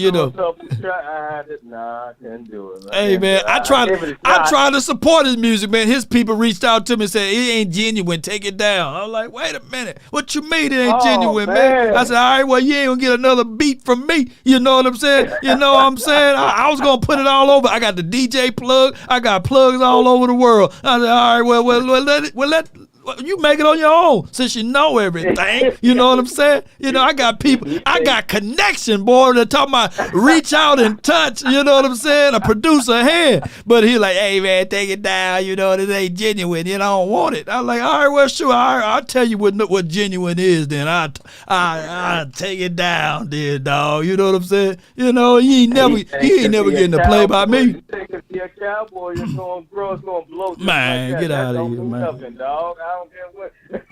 Get out of here, man. Get out of here, man. Get out of here. I ain't won't play. He'll worry about I ain't playing it.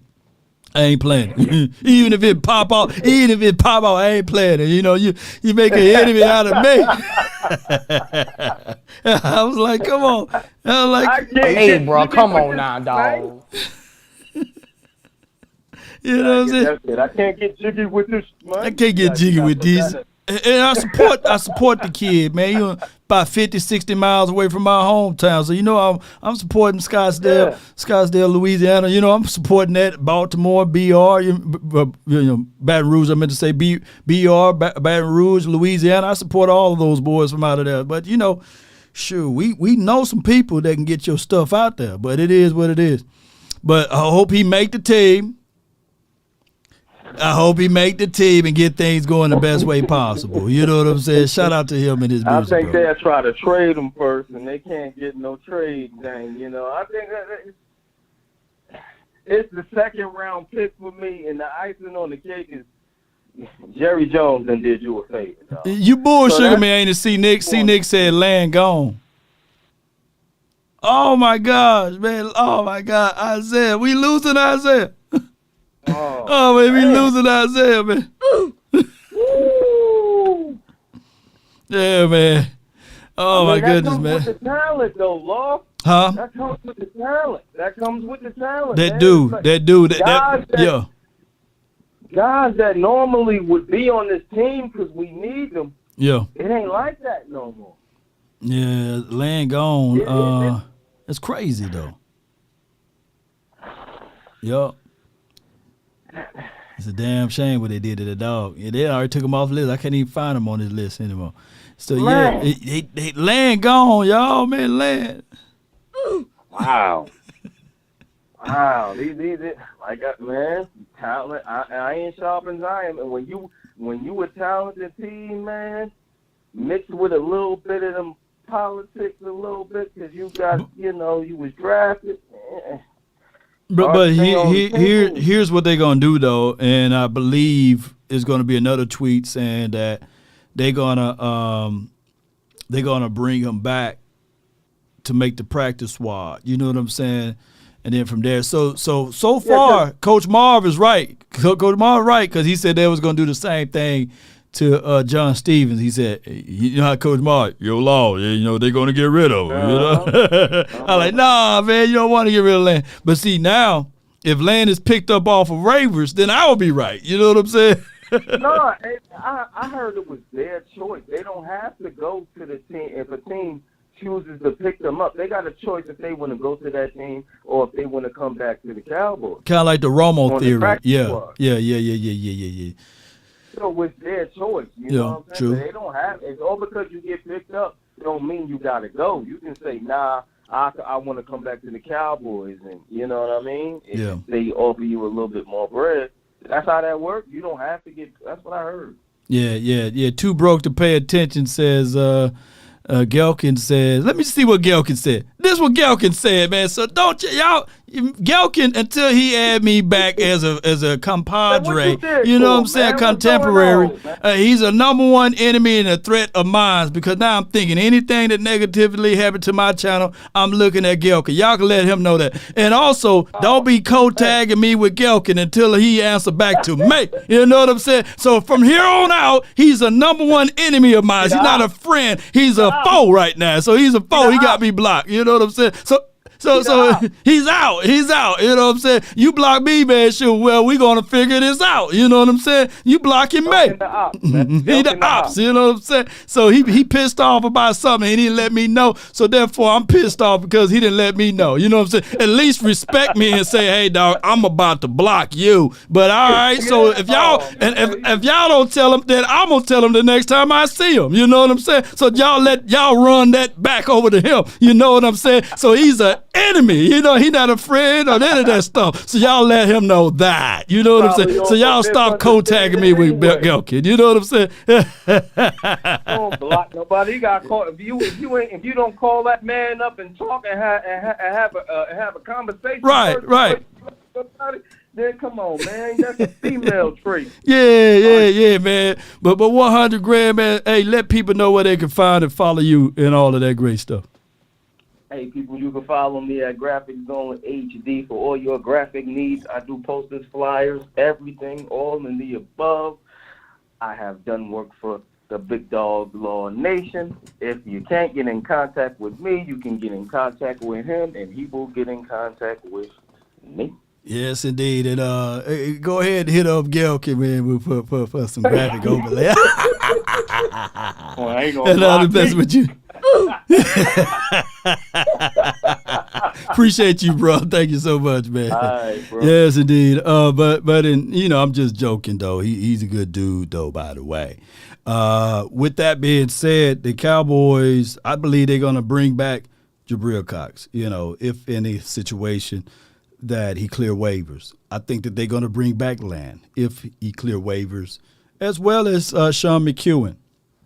Here's why, because here's what they see down the line. People that's already been in this system, people already worked with this system, 9 times out of 10, they bring those boys back. So, and it is what it is, clear eye views. Well, I don't know if they're going to bring back my guy, Jalen Smith. But like I said, Jalen Smith is a cool dude, great business guy, works wonders for the Cowboys community still to this day.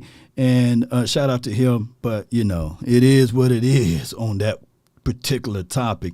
I got my guy from the 206, Marv, but we call him MJ around here. Talk to me, man.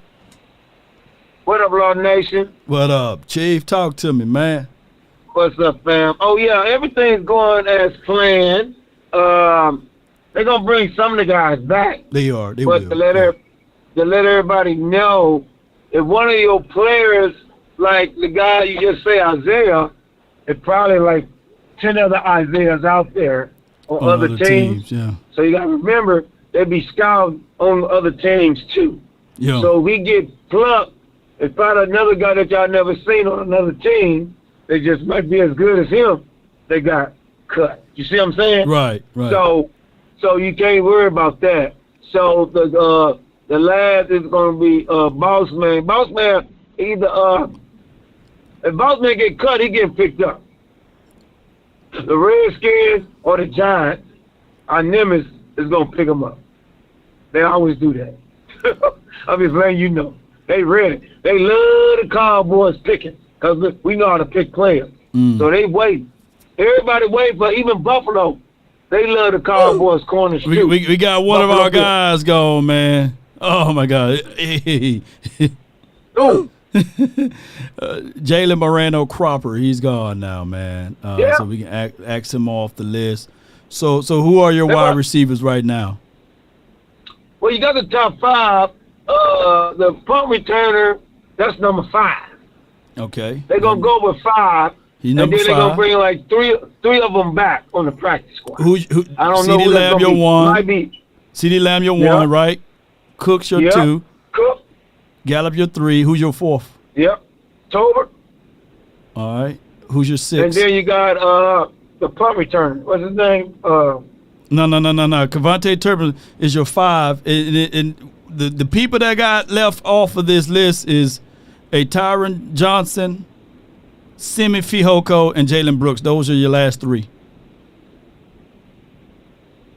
Did the other guy get cut? Who? Number 17. Yeah, he gone. He got cut. Okay. That sounded so funny. They're Yeah. going to bring some of them back.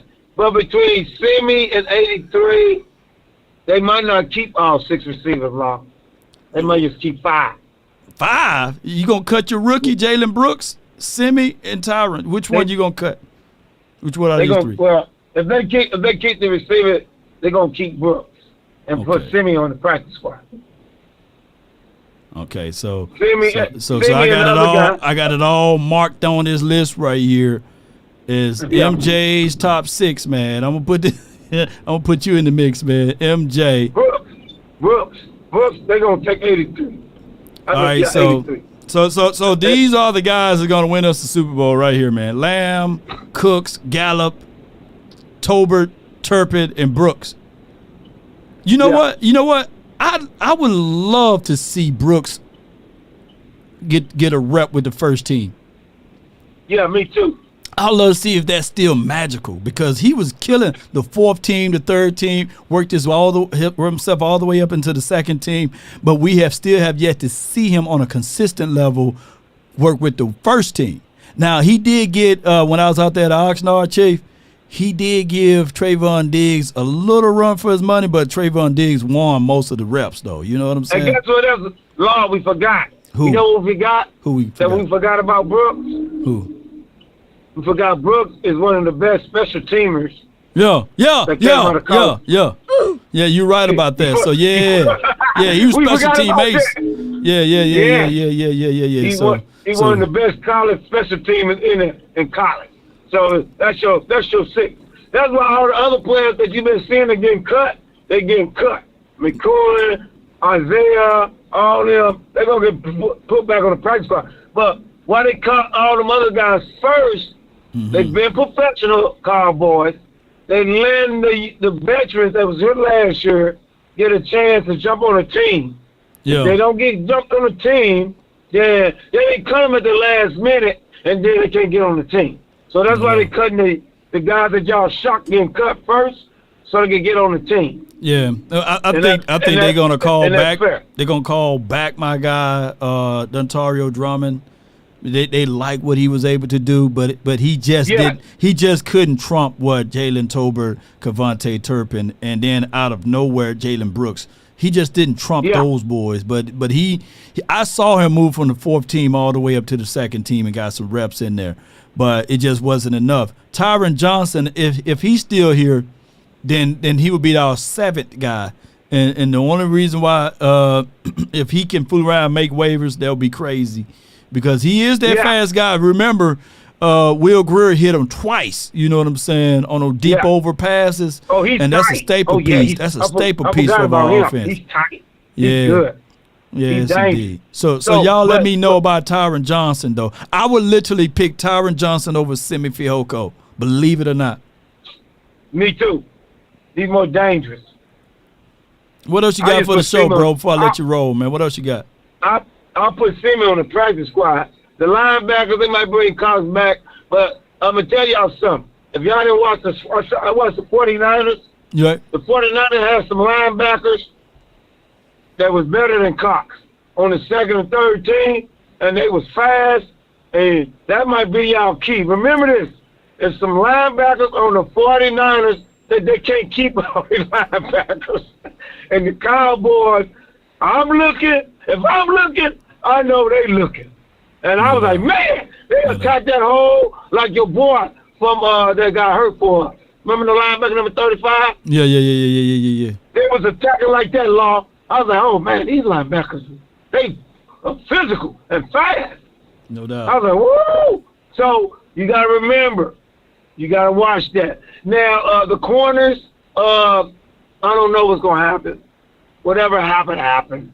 You know, I'm a Cowboy first before a player, so I wish all the players good luck if they make another team. But I'm just worried about my team because we already pick up players from other teams. And salute to Law Nation. Hit them likes. And my boy 100 and VIP, they're my dog.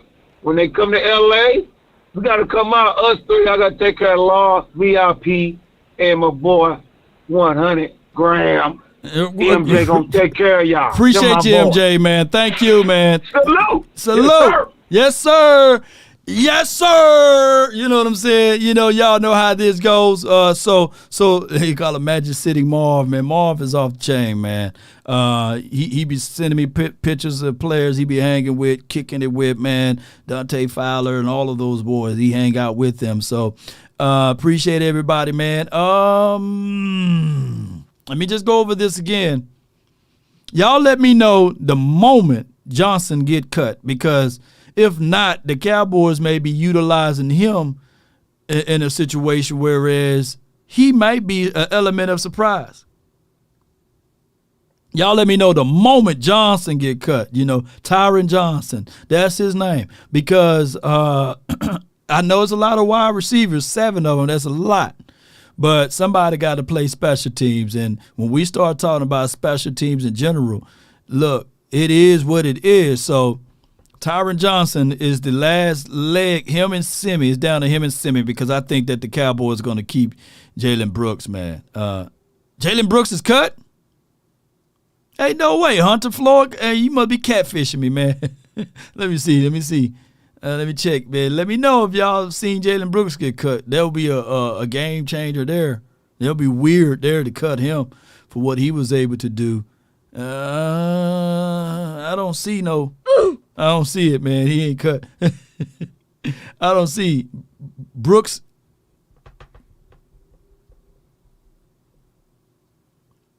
Nah, come on, man. Don't catfish me now. Don't catfish me, y'all. Come on, man. Haven't seen it officially. So it haven't been officially reported. I got my objective Cowboy fan here by the name of Swayze from the 908. You're live on the Nation. Talk to me. What's going on, Law? This is the objective Cowboys fan here. Just give you an objective analysis on our team. Hope everyone's having a good day. Just wanted to say that before I go off. The trade with Trey Lance, like, that's the one that we want to talk about. Okay. It's due today. That's the number one topic of the day. And that just confirms what we all know. Dak Prescott is above average to an okay quarterback, and the Cowboys are looking to upgrade in the future. I never knew of Jerry Jones trading a fourth-round pick for Geno Smith when Tony Romo was 31, 32 years old. Can you get what I'm saying? Like, Dak Prescott's in his prime.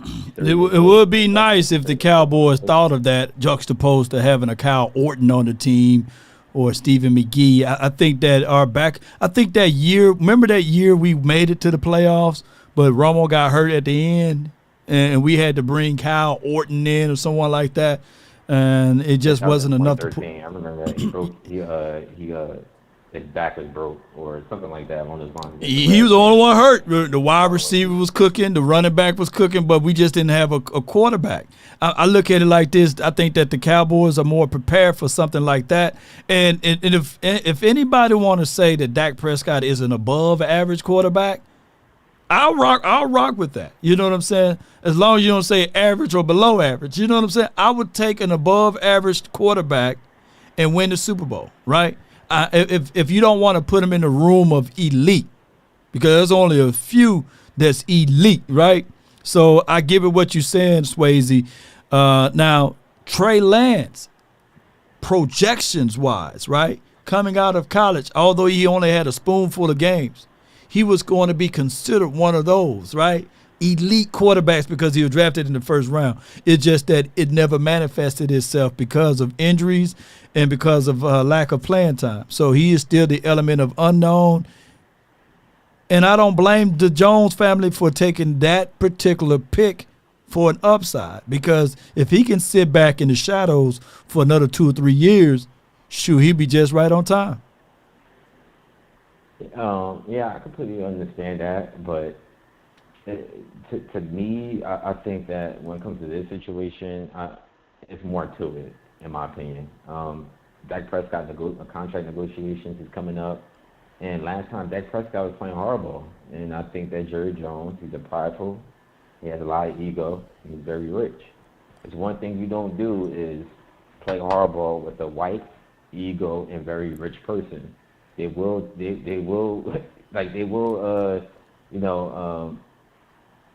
they will look at you in a certain way. And in my opinion, I think with this situation, and especially when Jerry Jones said in the press conference, he said that he was looking at Jalen Hurts and he was looking to upgrade that position there at the second round pick.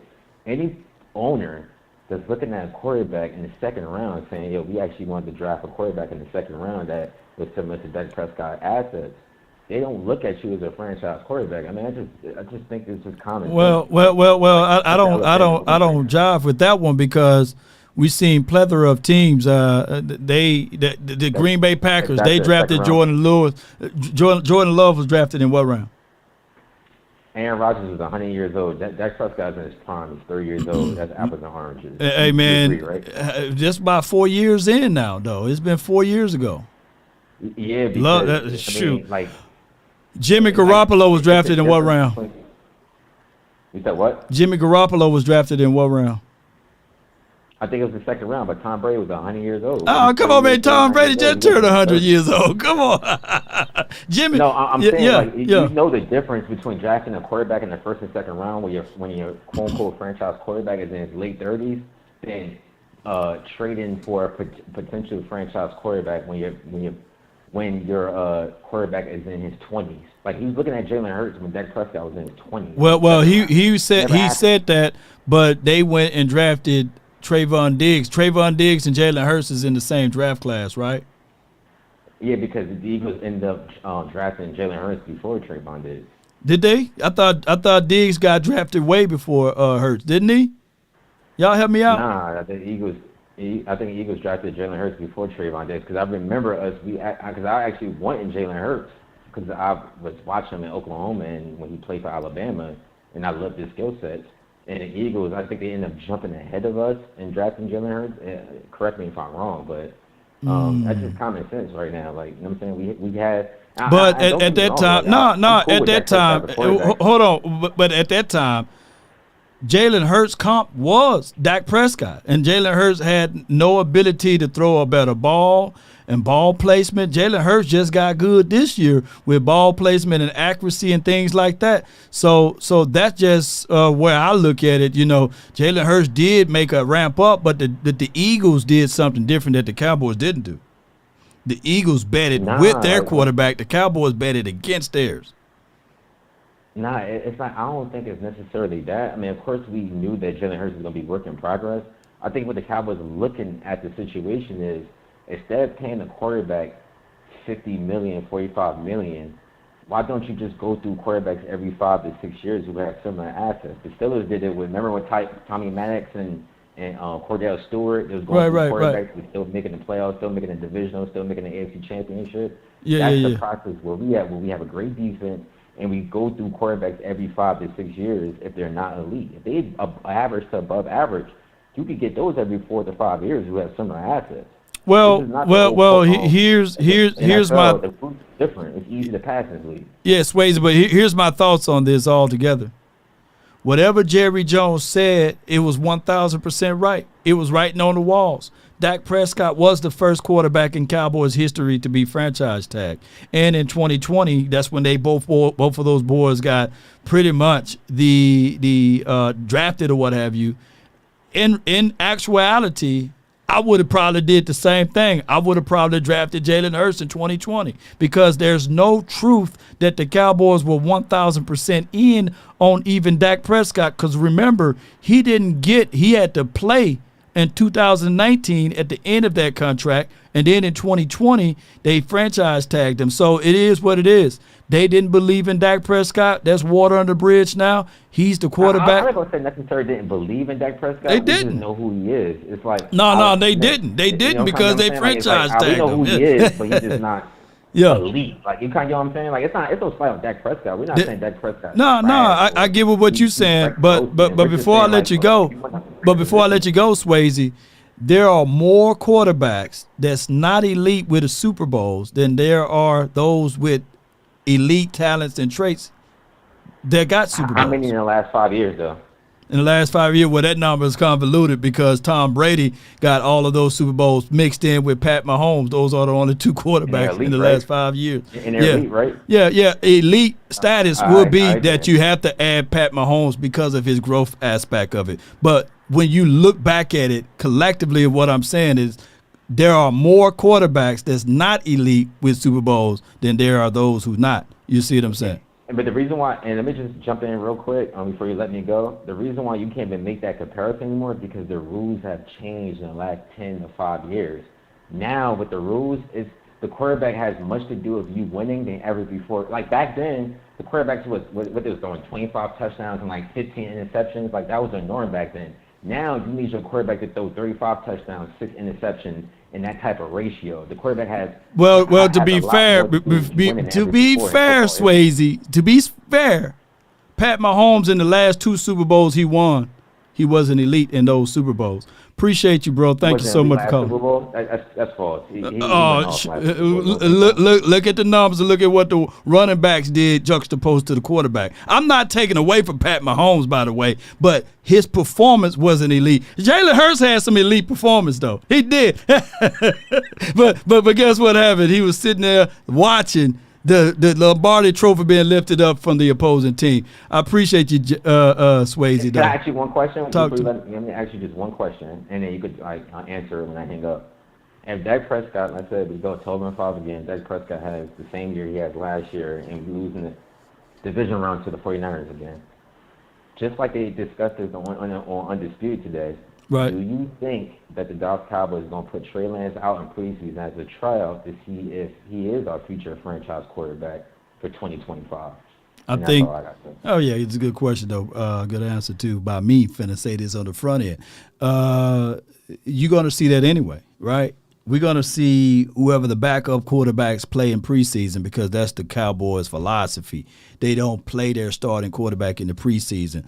So just like we seen Cooper Rush and Will Grier get the bulk of the snaps in preseason, you will see that again for the 2024 season with Trey Lance and whoever would be our other quarterback. But I hope you guys get what I'm saying. All this draws out to be is it takes a team in order to win. It takes a complete team in order to win.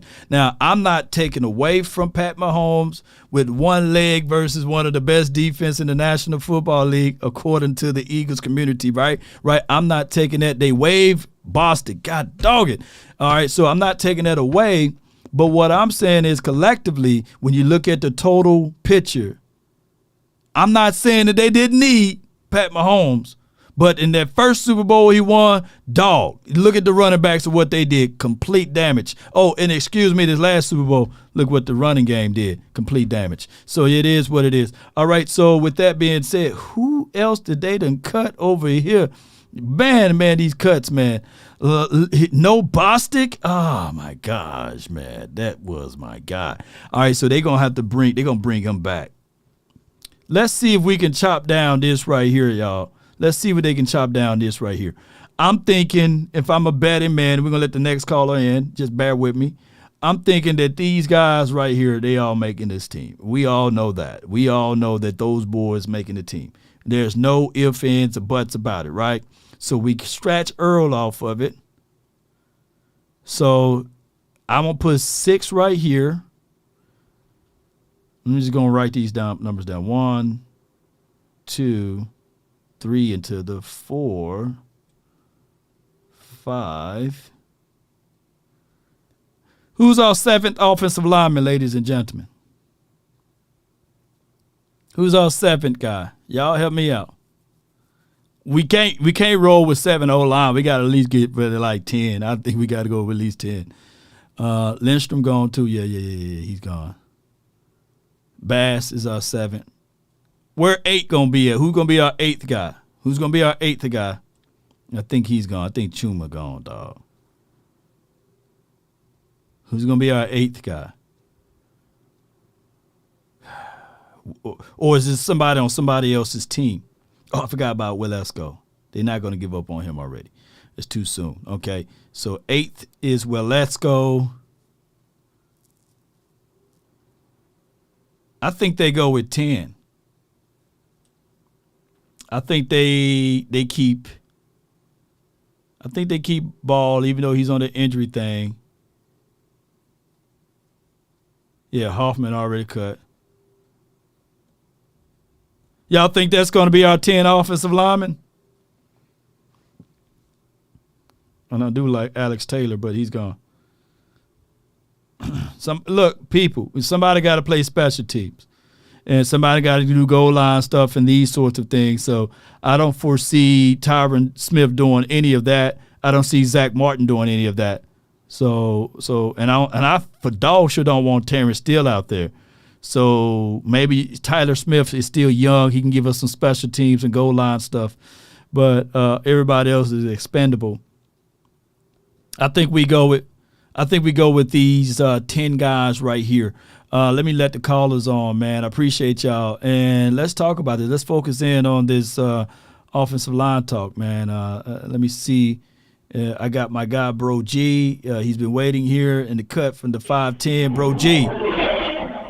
What's up with it, Law? Nothing to it, man. Do we rock with 10 offensive linemen, or what's your thoughts on the O-line, or whatever you want to talk about? Yeah. We'll talk about the O-line first. 10.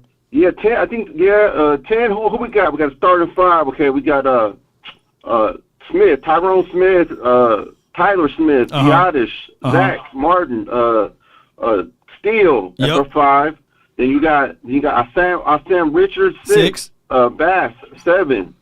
Dang, I was only going to roll with like 8 or 9. You got to understand, you got goal line, you got field goals, special teams. You're not going to have Zach Martin running down the field. You're not going to have Tyron, and you're going to have big reservations on Terrence Steele. You don't want a guy coming off the bench aiming at Terrence Steele's legs, you know what I'm saying, on kickoff or goal line or special teams and stuff like that. So you got, on that list, I think you got Walesko, Ball, and Farniak. Those are the 3 guys that you haven't mentioned yet. Yeah, I would let go. Farniak, well, he might stay because he could play center too, but I don't know. Farniak ain't got, as big as he is, he don't got enough nastiness in him, man. He kind of soft to me, man. I seen him as big as he is. He gets pushed around. He gets pushed around too much. Walesko, I like his feet. He's kind of has leg for a really big guy, but his shoulders, he's always getting hurt. Yeah. So with that, I would take Taylor. I know they already cut him, but I would switch Walesko out with Taylor. Well, let me be fair. Let me be fair, because I don't think did they cut Alex Taylor, number 72? Y'all let me know in the chat, because I think that he came on pretty strong towards the end. Correct. Yeah, so it's a maybe right here. People don't know yet, so I'm put a question mark there. They said bring back Jason Peters. Are you a fan of that, Bro G? Nah, he was, I don't know. How old is he, like 42 now, 41? Man, he's 50, man. He didn't play that much. Yeah, I guess so. And Ball going to be out for about 5 weeks, man, so IR. And then, like you said, we could use him for the special team, like kickoff and PAT and field goal, stuff like that. So, yeah, I could roll with that. I could roll with Peters. I like that idea a lot after that. So, yeah, rolling with like 8 or 9 offensive linemen. And I think we could get a cool center off of waivers. But then one of your callers said, I didn't think about it. Some of these cuts that we cut, I think they want to bring them back. Yeah. Because I forgot they actually have a choice. I think they do have a choice to go with whatever team they want to after that.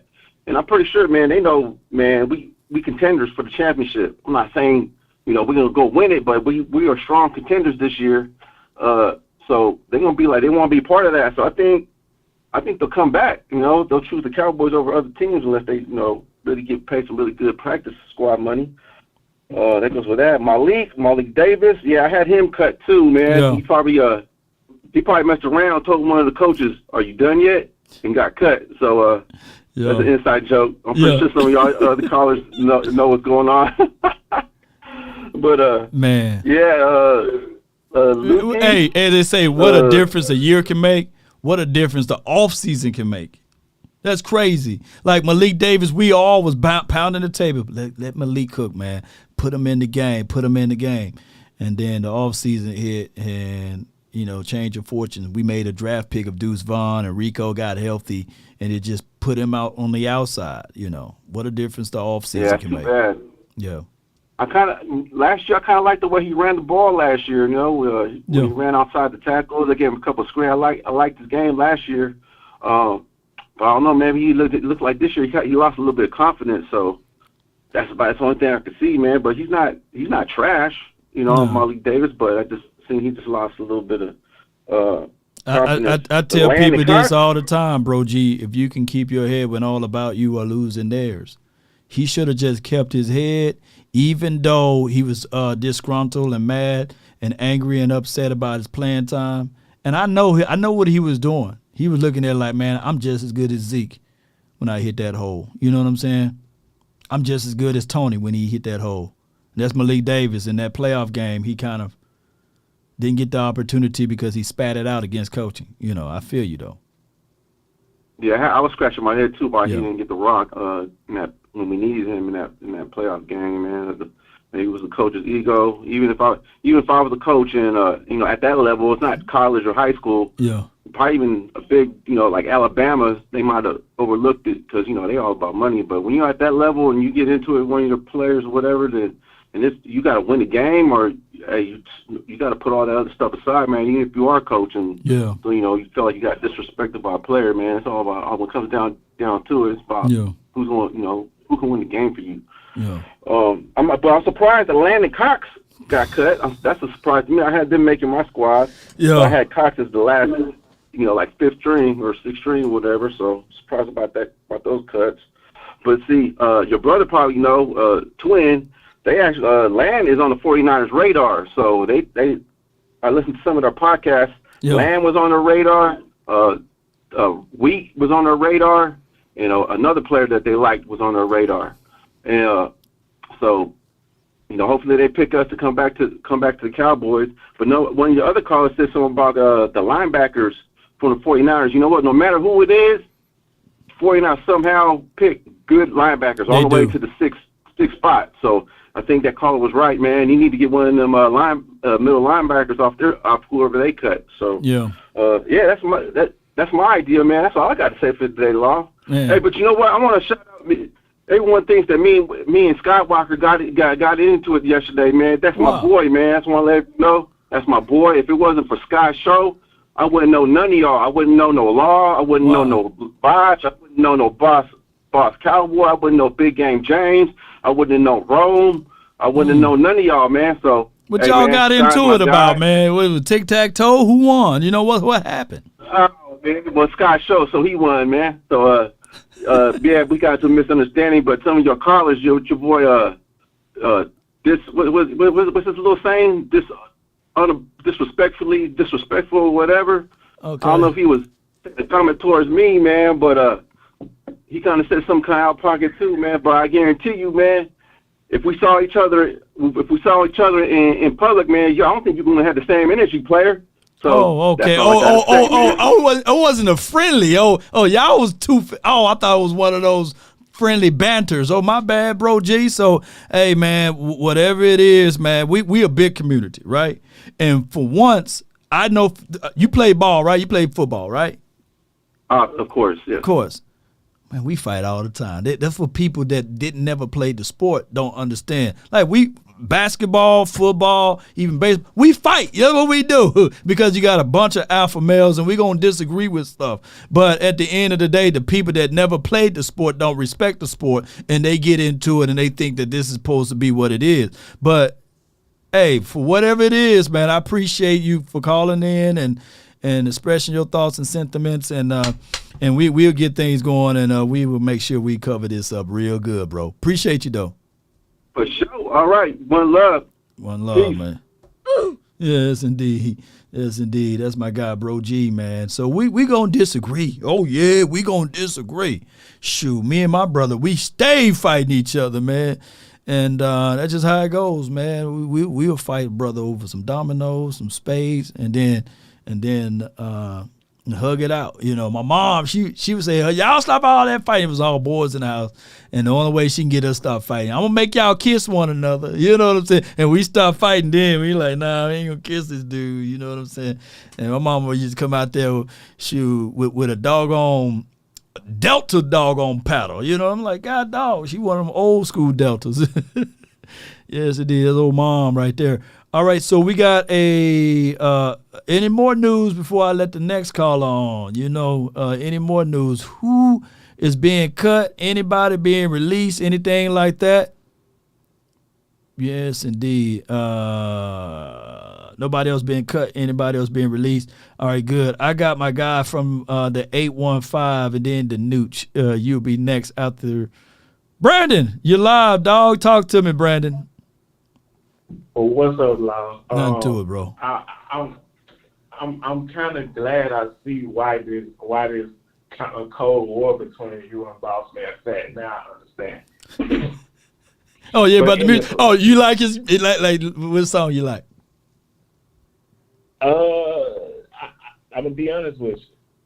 I purposely never listened to it because I need to see him make some plays. Okay. But I do hope he made the team. I'm not like y'all. Yeah. No. I want Kelvin Joseph make team. He by far would be better than CJ out there, and he have higher upside than CJ. Far as special team plus being able to play. Don't do that. Don't do that. Oh, come. You play. See, y'all. See, this is what I like about this. This is one of the things I love about Law. Law got an AK. He just got a silencer on it, so y'all don't really know. Like, come on, man. All right, man. Come on, man. All I ask. But what I'm saying is, all right. So I'm gonna pull up the list. Hold on. Give me time. Let me give me time to pull up the list. You ain't even gotta pull up. No. I want to know who your DBs are. Who your DBs are, man. Hold on. I gotta pull up the list. I gotta see for myself too. Hold on for me, fam. Hold on. I'll just set it up right quick. All right. So let me pull out my Sharpie. I got my Sharpie. Let me change the color of the Sharpie. I don't like that red, man. Let me get a blue Sharpie. I'm gonna get a blue Sharpie. I like red. Yeah. Okay, so Gilmore 1, right? Or Diggs? Which one's your one? DB. Come on, stop it. Diggs. Diggs 1. Gilmore number 2. Right. Who's your third DB? I mean, he got 5 interceptions last year. I can't take it from him. It's Bland. No, really no hesitation. It's Bland. Bland your third. Who's your fourth? Boss Man. Kelvin Joseph. Fight him with somebody else. He fought. I ain't gonna fight you, bro. You know what I'm saying? So who's your fifth DB? I got Eric Scott, Nashawn Wright, CJ, Josh Butler, Mendel. He just got cut.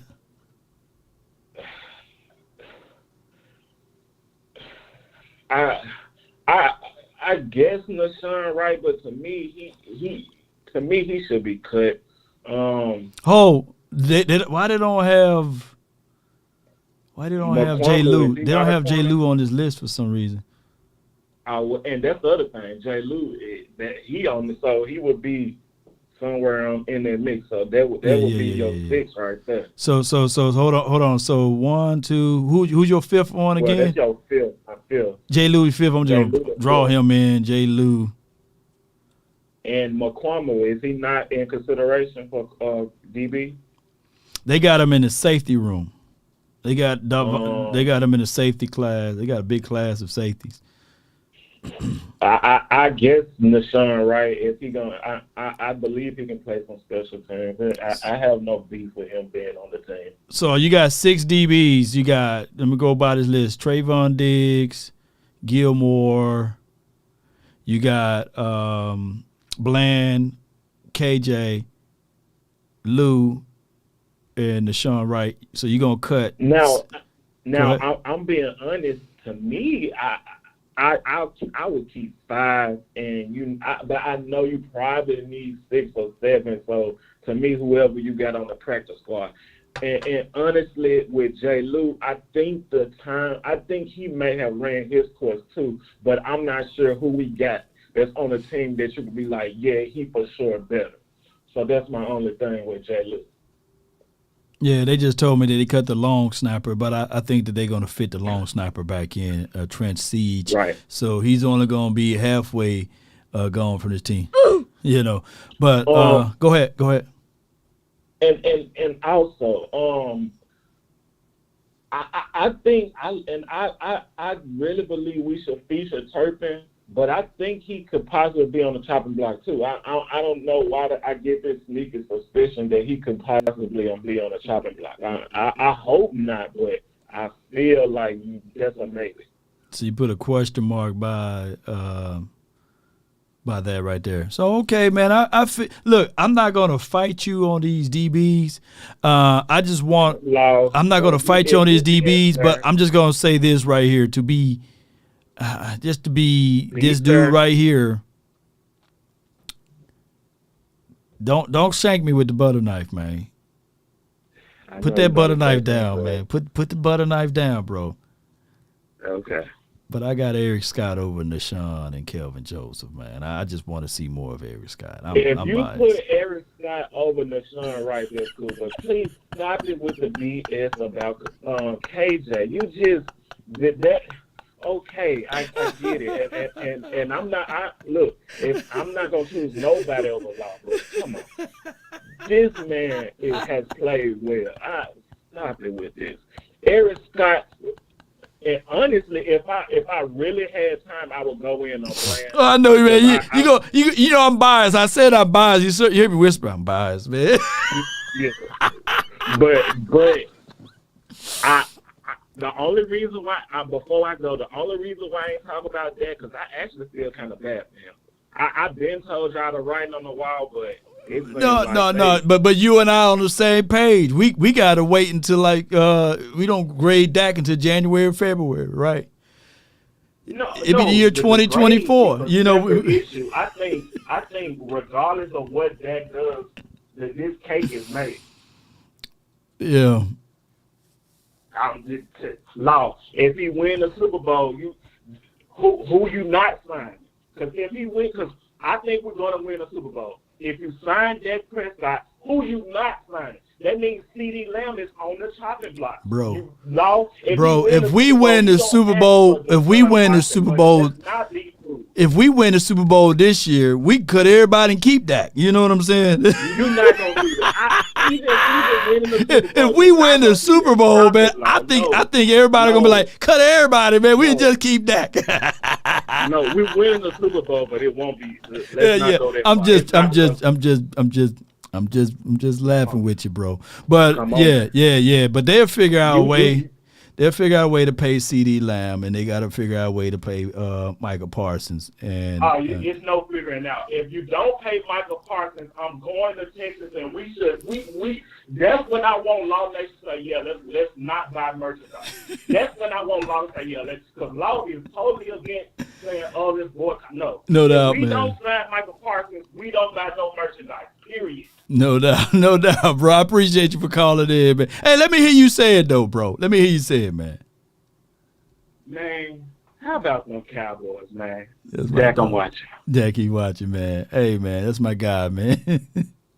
All right, so he going to give me a hard time. And I see some of y'all giving me a hard time with the Kelvin Joseph, man. Shout out to Kelvin Joseph. Okay, all right. Gosh.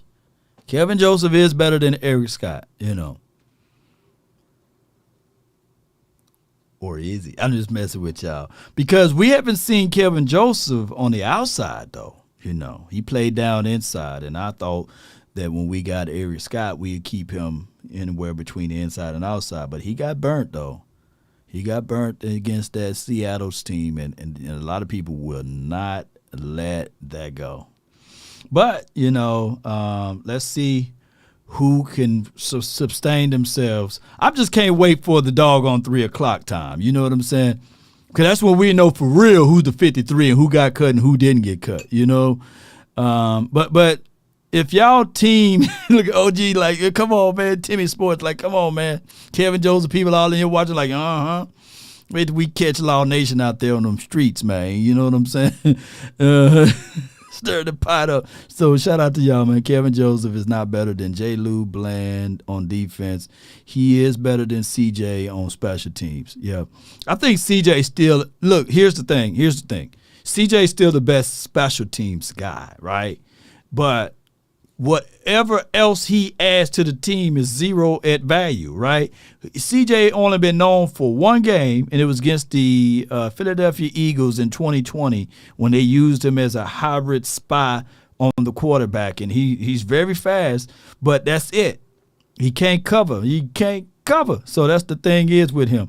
All right, so if anybody else cut before I let the next caller on, and I appreciate y'all, man, for your love and adulations. The Nooch from 919, what's on your mind? Wall Nation, I called on here to sit here and talk to you about these fantastic cuts and these decisions that the front office is making today. Okay. I just heard some absolutely ridiculous stuff about my guy 4. Okay, yeah. What? Talk to him, man. Are you going to sit here and tell one question, Law? Is Josh Allen elite? Not in my books, but according to the 4-letter, 3-letter, he's elite, right? He's elite. According to them. So we're going to sit here and talk about a dude that is sitting out here putting the team on his back in numerous cases, especially last year when we didn't see CeeDee Lamb coming to the number 1 spot until midseason. We didn't see it. We're going to talk about the dude that sat over here and has taken us to the playoffs more than Romo, more than any quarterback since somebody not named Troy Aikman. And we're going to disrespect him, and we can't come together and say, that's our guy. That's our guy, man. That's our guy. That's our guy, man. Y'all got to stop doing it because they made a good move for a young quarterback. That's a Mike McCarthy move in the making. He can develop these dudes. Look at what he did at the 49ers. Look at what he did in Green Bay. And y'all sit over here, oh, that's Dak's replacement. That's Dak's replacement. Come on, man. Hush that noise up. This is the guy that's going to lead this team this year to the Super Bowl, and we all know it, but we talk about replacements. Get him, the Nooch. We talk about a dude that's statistically top 5 in the NFL right now in almost every single quarterback statistic, but we're going to sit over here and talk about it because he's a Cowboys quarterback. Y'all sit over here. Y'all listen to that. Y'all listen to dang all of these clowns like Stephen A. Smith. Y'all listening to that noise taking it too serious. I think we got some underground Eagles fans. Like they got that Jalen Hurts jersey in the closet. And they don't even know. Yeah, Jerry Jones was sitting over there looking at Jalen Hurts. You got to look. You got to look for your future. But who did he go with? Trayvon Diggs, 2 picks ahead. Mm-hmm. Come on, man. Come on, Law. I mean, this is just. I mean, look. How can you sit there and tell me 5 quarterbacks that you would take any NFL team except for Kansas City, maybe the Eagles because they like Jalen Hurts. I don't think he's that good. Man can't throw the ball more than 20 yards. We ain't going to get into that right now. But tell me, other than Patrick Mahomes. Oh, we got some breaking news. My goodness, man. All right, it is official. Matt Farniok is now cut, and according to the chat of people that's talking right now, Danuch, that Kelvin Joseph is traded. According to the people now, they could be catfishing me, but I haven't heard the official news. What are your thoughts? And I know we're talking about Dak Prescott and the team concepts of this and that, but what are your thoughts on Kelvin Joseph being traded? Because that's what a lot of people are saying in the chat, though. And I don't know who he's getting traded for, but I guess my guy hung up the phone too quick on me, man. Talk to me, man. Look, man. Look. I like Bland better anyways, man. You know, Kelvin Joseph, I think after you brought him in, you know, he had them extracurricular activities going on, you know. I don't think he had that right mindset. If they moved him, man, I like it. Give Bland what he deserves. Give Bland what he deserves. Look at how he stepped up. Kelvin Joseph hasn't stepped up like that. You gotta give the people that's gonna make the plays and step up in those big moments.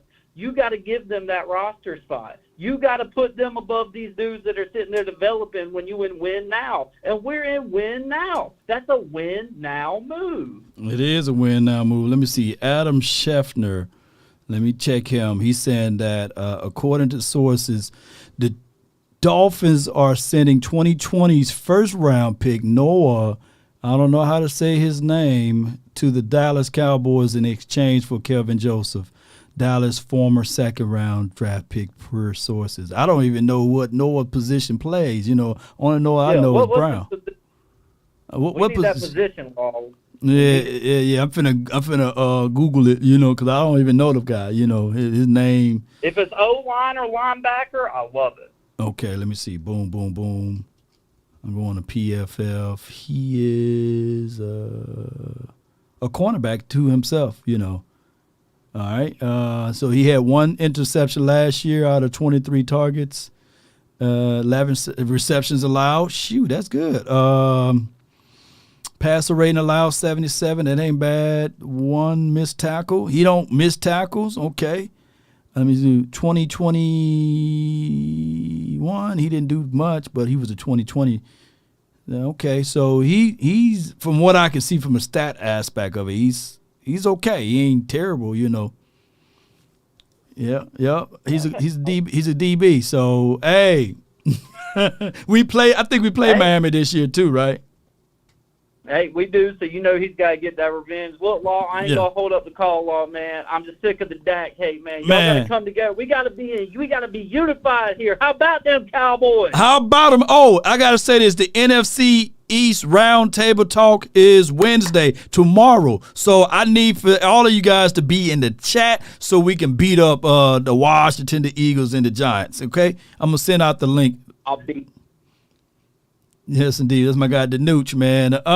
Hey. All right, so now at least Noah got an INT. You know what I'm saying? So it is what it is. We traded for another cornerback, and I don't have tape. I don't have tape as of today or what have you, but I can tell you down the line that Law will generate some tape for you guys. And this is what Noah did last year. He had 7 solo tackles, 23 targets, 11 receptions allowed, 1 INT. And let me go and do this number right here. Let me go PFF. We're going to go with Kelvin Joseph. Kelvin Joseph. There we go. I misspelled his name, but it popped up anyway. So he had 11 solo tackles, 18 targets, 12 receptions allowed, and passer rating.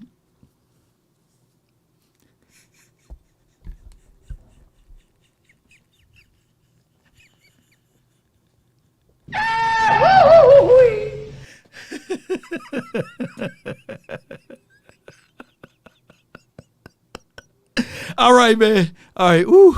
All right. Passer rating allowed 100, like my grandfather used to say, may he rest in power. 149.3. Passer rating allowed, meaning that, hell, if I'm a quarterback, I'm dropping back. I'm looking left, I'm looking right. Where Kelvin at? Let's throw it his way to Allah. I have a better chance of letting that. That's damn near perfect.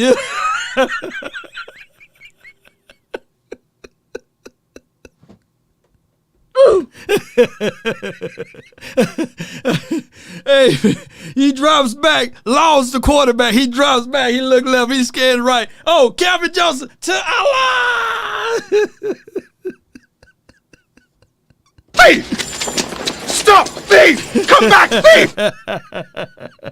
Hey, man, come on, y'all. Come on, man. Hey. Is that what y'all see? Now, this could be pro football focused, bull sugary stats. You know what I'm saying? But passer rating allowed 149.3. Come on. That's perfect. Perfect. Come on. Yards per reception, 19. All right, let me look at this other guy's resume. Let me look at this other guy's resume. And keep this in mind, he'll be this Noah guy. We can't get rid of a Noah, but this Noah guy, I don't know how you pronounce his last name. I ain't going to even try. What school he went to and all that stuff. I know he wasn't on my body.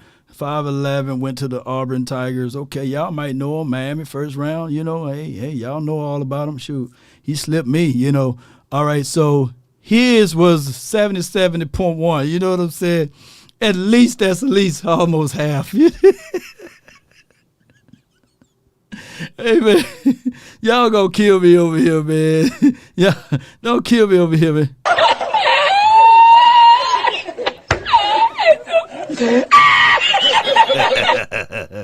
All right, man. They gave that man a 44 coverage, man. All right, man. All right, so y'all. All right, man. Hey, y'all let me know, man, how y'all feel about that, But we made a trade, We made a trade. Dolphin fans are calling Noah the worst corner they had ever seen. They are celebrating. So both of us celebrating. Yeah. You got trash, we got trash. I ain't calling the player trash, but this is how it's being celebrated. Egg bone orgy. Organ. I can't say that, Jacob. I'm just calling him, Noah? We gonna call him Noah. You know what I'm saying? We gonna call him Noah and them, you know what I'm saying?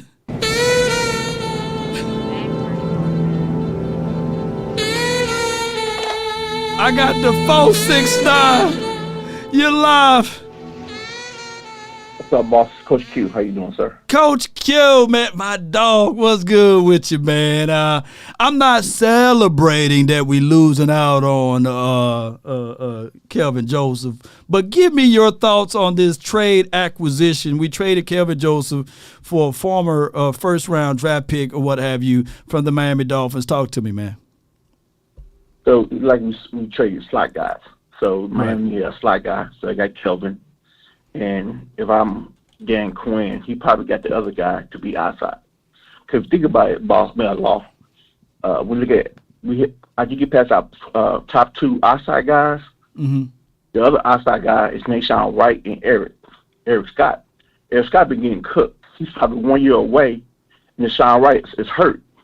So if you have to play, you're looking at Bland having to move over, and they don't think they want to do that because they saw Bland. He didn't look too good when he was on the outside. He just did in the preseason. Look. So Bland didn't look good on the outside. Eric Scott didn't look good on the outside. That's right. weird to me because normally Fact. It's just weird, man. But maybe they know how to play with leverage better, and they knowing that they got someone over the top, plus they got a linebacker inside that they can be more flowing to the ball, and then some of them like to play that robber look here and there because they do have ball instinct type of guys out of Scott and as well as out of Bland. But go ahead with your analysis.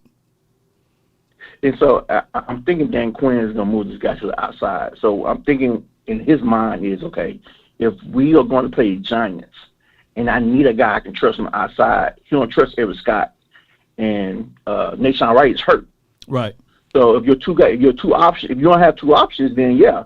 And we traded Bossman because he wasn't going to play outside. And so we traded him to give him to the Miami because they needed an inside guy. They did. And I think that they're going to put this guy on the outside. If you look at his college tape, he played outside. He did. And I think he might have played free. He played man free coverage better than he did zone. I could have it backwards, but I think that's what the play is. I think Jalen Ramsey still hurt too, though. Jalen Ramsey is still hurt, so they're gonna. I think his initial role will be outside to work himself back inside. Yeah, but I think one of your callers was talking about the elite quarterbacks, and I think you made a great point. If people really think about it, all these elite quarterbacks, there's only two elite quarterbacks that have Super Bowls, Law. Okay. One is old, one is young. Mahomes, and the other one is Rodgers. Everyone else talking about, oh, he's so elite. He ain't won nothing. Yeah. None of these other elite quarterbacks have won a Super Bowl. Yeah. Just because you got there, guess what? You still lost. You still a loser. Just because Dak Prescott, you and Dak Prescott got the same score on Super Bowl wins, 0.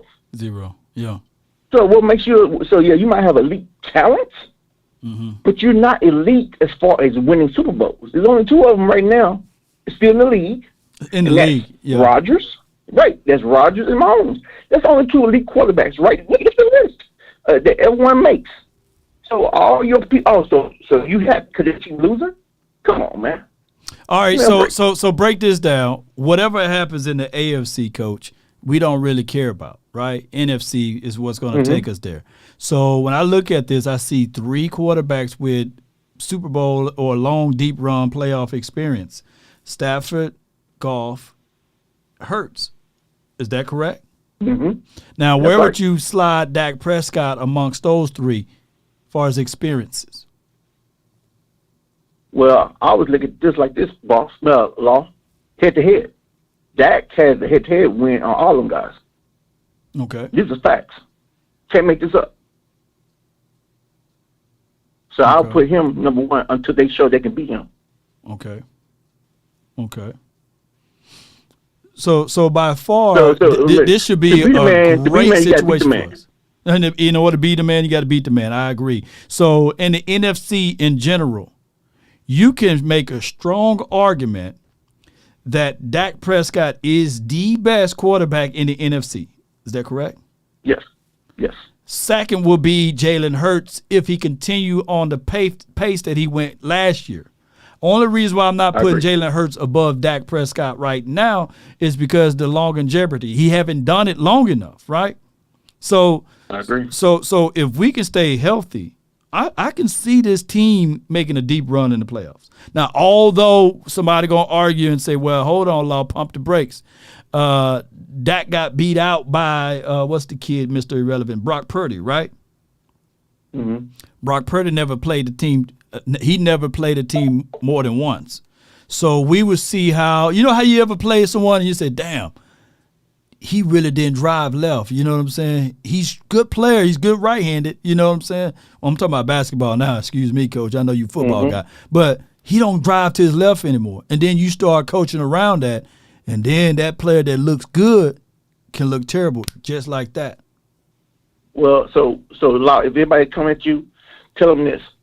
Brock Purdy didn't have an office coordinator they called four curls. True. Dak did, yeah. Brock Purdy didn't have a coach that had Zeke playing center. Dak did. True. So when they come to you like that, they got context is everything. Yeah.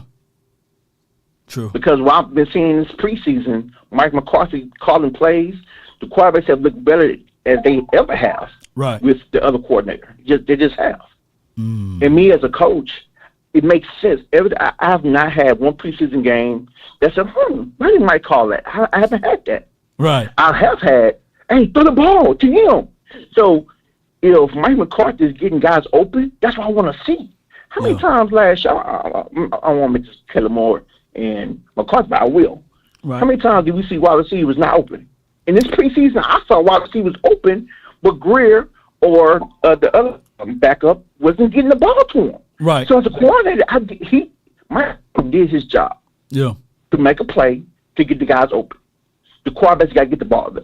Right. We know folk can do it. Right. I mean, you're spitting the truth right there now. And another caveat that I want to throw in is the fact that average yards of separation by receivers. Yes. We were ranked bottom half, like 30 and 31st ranked. You don't supposed to be ranked that low with CD Lamb. You know what I'm saying? No. God dog. But I'm quite sure if we can be in the top 5 in that category now, which I truly believe, because a lot of people, if you look at Brandon Cooks and if you look at what he does as far as alleviates and some of that stuff that CD Lamb will get, you're going to have to pick your poison. And if I can get that safety for his first 2 steps to be forward, there's no recovery on Brandon Cooks because he got a next gear to his route running and his. You saw it with your natural eyes out there, Coach. It's another gear to it. He really does. He really does. No offense, Law. I think pull hamstring. He's still the fastest guy on the team. Right. He is, man. What else you got for the show, Coach? I hate that we let go of Isaiah Land. I tell you one team that might pick him up, the Redskins. Same thing happened to Ridgeway. When we saw Ridgeway the last game of the season, he was stuffing that run, and we knew he was a run stuffer. Yeah. If you look at the Redskins squad, and I know you do because you're a content creator on the Cowboys, so you know everybody in our division. What do they miss? They miss a defensive end. What can Land do? He can rush the passer now. My question about run stopper ain't no question if he can rush the passer. So do you really want Isaiah Land to be on the Redskins with those 2 premium D tackles? I think it's not. Yeah. Because when you talked about it, one thing Isaiah Land could do right now, he could start 3rd down. You might be worried about 1st and 2nd, but 3rd down alone, Isaiah Land can go. Yeah, he's one of the guys that they are hoping, and it's his choice since he's waived. he's hoping because the team going to have to sign him to his 53, juxtaposed to him going to their practice squad. So he have options, right? And hopefully he already see the if I'm a player, and I'm just saying this in general, Coach. I wouldn't want to go to a different facility if I've been already in training camp out here, and if the Cowboys said, "Hey, we got a spot for you on the practice squad. You're close. You by the star. You got food, accommodations. You got one of the best workout facilities, and you got the best training facility here." I would say I would leverage that versus going to Cleveland to have an opportunity to play there. Would you do the same? I agree. I would do what the Cowboys, I think, had to do last year. So the fans don't know this. What the Cowboys can do on the practice squad is you can actually guarantee their money. Yeah. And that's how a lot of times you keep a practice squad in the house instead of them trying to take you, is you guarantee their money. And that's what I would do with land. Just like you said, hey, you right by the facility, what we're going to do, so you don't have to worry about anything, we're going to guarantee your money. Yeah, guarantee that thing. If you do that, I'm pretty sure, and that's a guy that I would do that for. I mean, because I think he's that good, Law. I think he really is that good because we know we're not going to bring Fowler back next year. We're not. No doubt. He can slide right up in there. No doubt, Coach, man. Appreciate you, man, for that. Thank you. That's Coach Anytime, Q. Law. Bye. That's Coach Q. Good conversation with him. And we agree with most of these things as relates to all of that on the team. And if you team Isaiah Land, let me know in the chat, man. Shout out to him. And for those who just not tuning in, the breaking news was, a soul for a soul.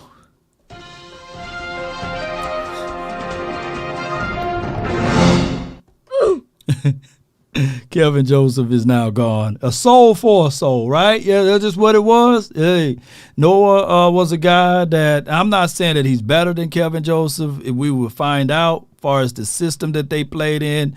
Last year, Kelvin Joseph had 11 solo tackles, 18 targets, 12 receptions, allowed or what have you. Noah had 7 solo tackles, 23 targets, and only allowed 11 receptions. He had an INT last year. He wore number 9. His size is he's a 5'11", 197-pound guy. He's 23 years of age. He was the Miami Dolphins' first-round pick in 2020. And Kelvin Joseph, he was 6'1"-ish, 192 pounds. I think that's off a little bit, and he was selected in the second round. So those are things that we can look back on and say, all right, can this dude fit right on in? And I think that here's my thoughts on it, Cowboy Nation. Hear me out. I think that this move is a good move for both guys. Hear me out. Here's the reason why. Both of these boys get a chance to have a breath of fresh air in a different environment. Miami is just a little bit nicer, though. I ain't going to even lie, though. Kelvin Joseph get a chance to go to Miami, though. And Noah get a chance to come over here in the beautiful state of Texas and get a chance and an opportunity to be the new guy over here. He won't be wearing number 9 over here, though, So I'll be on them both before the bed is cold, bro. I appreciate you, C-Los. Miami cornerbacks room is a packed room. Yeah, it is. So iron sharpen iron, steel sharpen steel. Do we have any other breaking news before I let the next caller on? And this next caller is from the 315. You're live on the Nation. Talk to me. Law, what's going on, man? What's going on? Nothing to it, man. Listen, bro, love the show. Absolutely love the show. But we got to stop all of this cowboy on cowboy grind. These cats out here I hear so much Dak hate that it feels like it's not closet. These cats ain't closet fans for another team. Right. They just don't realize the team they're rooting for. It's crazy. So, and Swayze. Hey, hold that thought. Hey, hold down the show for a quick. I got to go check something at the front door. So keep going. Keep it rolling for me. Gotcha. But Swayze is somebody that you have to do the equal opportunity hang up on. You know, you get rid of this dude, absolutely. At some point, you know he's smoking, drinking, taking pills. He's doing something, but he can't do this. This is too much for what Dak himself as the quarterback of America's team has accomplished, bruh. I mean, we get so confused sometimes when we talk about a team or about a person, we make it sound like they're in a different sport. Dak doesn't play tennis. Dak isn't a bowler. He doesn't play golf. I've said this to a couple of different, not even a couple, like a number of different people. I've had that conversation. You can't put a cat that's supposed to be on a team or on the field at any given point with 10 other people in a position like he's a boxer, like he's a mountain climber. You can't put him in that position. There's no point to having looked at Dak as if he's the only one causing any understanding, any negative understanding on the field at any given time. There's no way you should be having that conversation. Everybody has a job, and on any given play, one person can absolutely screw that job up of the other 10. I have problems with people like that. Some of the cuts, look, a cut is a cut, but I don't ever understand how many neighbors you got that you can give your trash to, and you'll take their trash. How many neighbors do you know will take your trash? Right. I don't understand that understanding. I don't understand it. I don't see it. If you're gonna get rid of somebody and take a new approach. Another man's trash is another man's treasure. Right. So we trash picking now? We in the position that we need to pick out trash? No, bro, we're not in that land. We don't live there.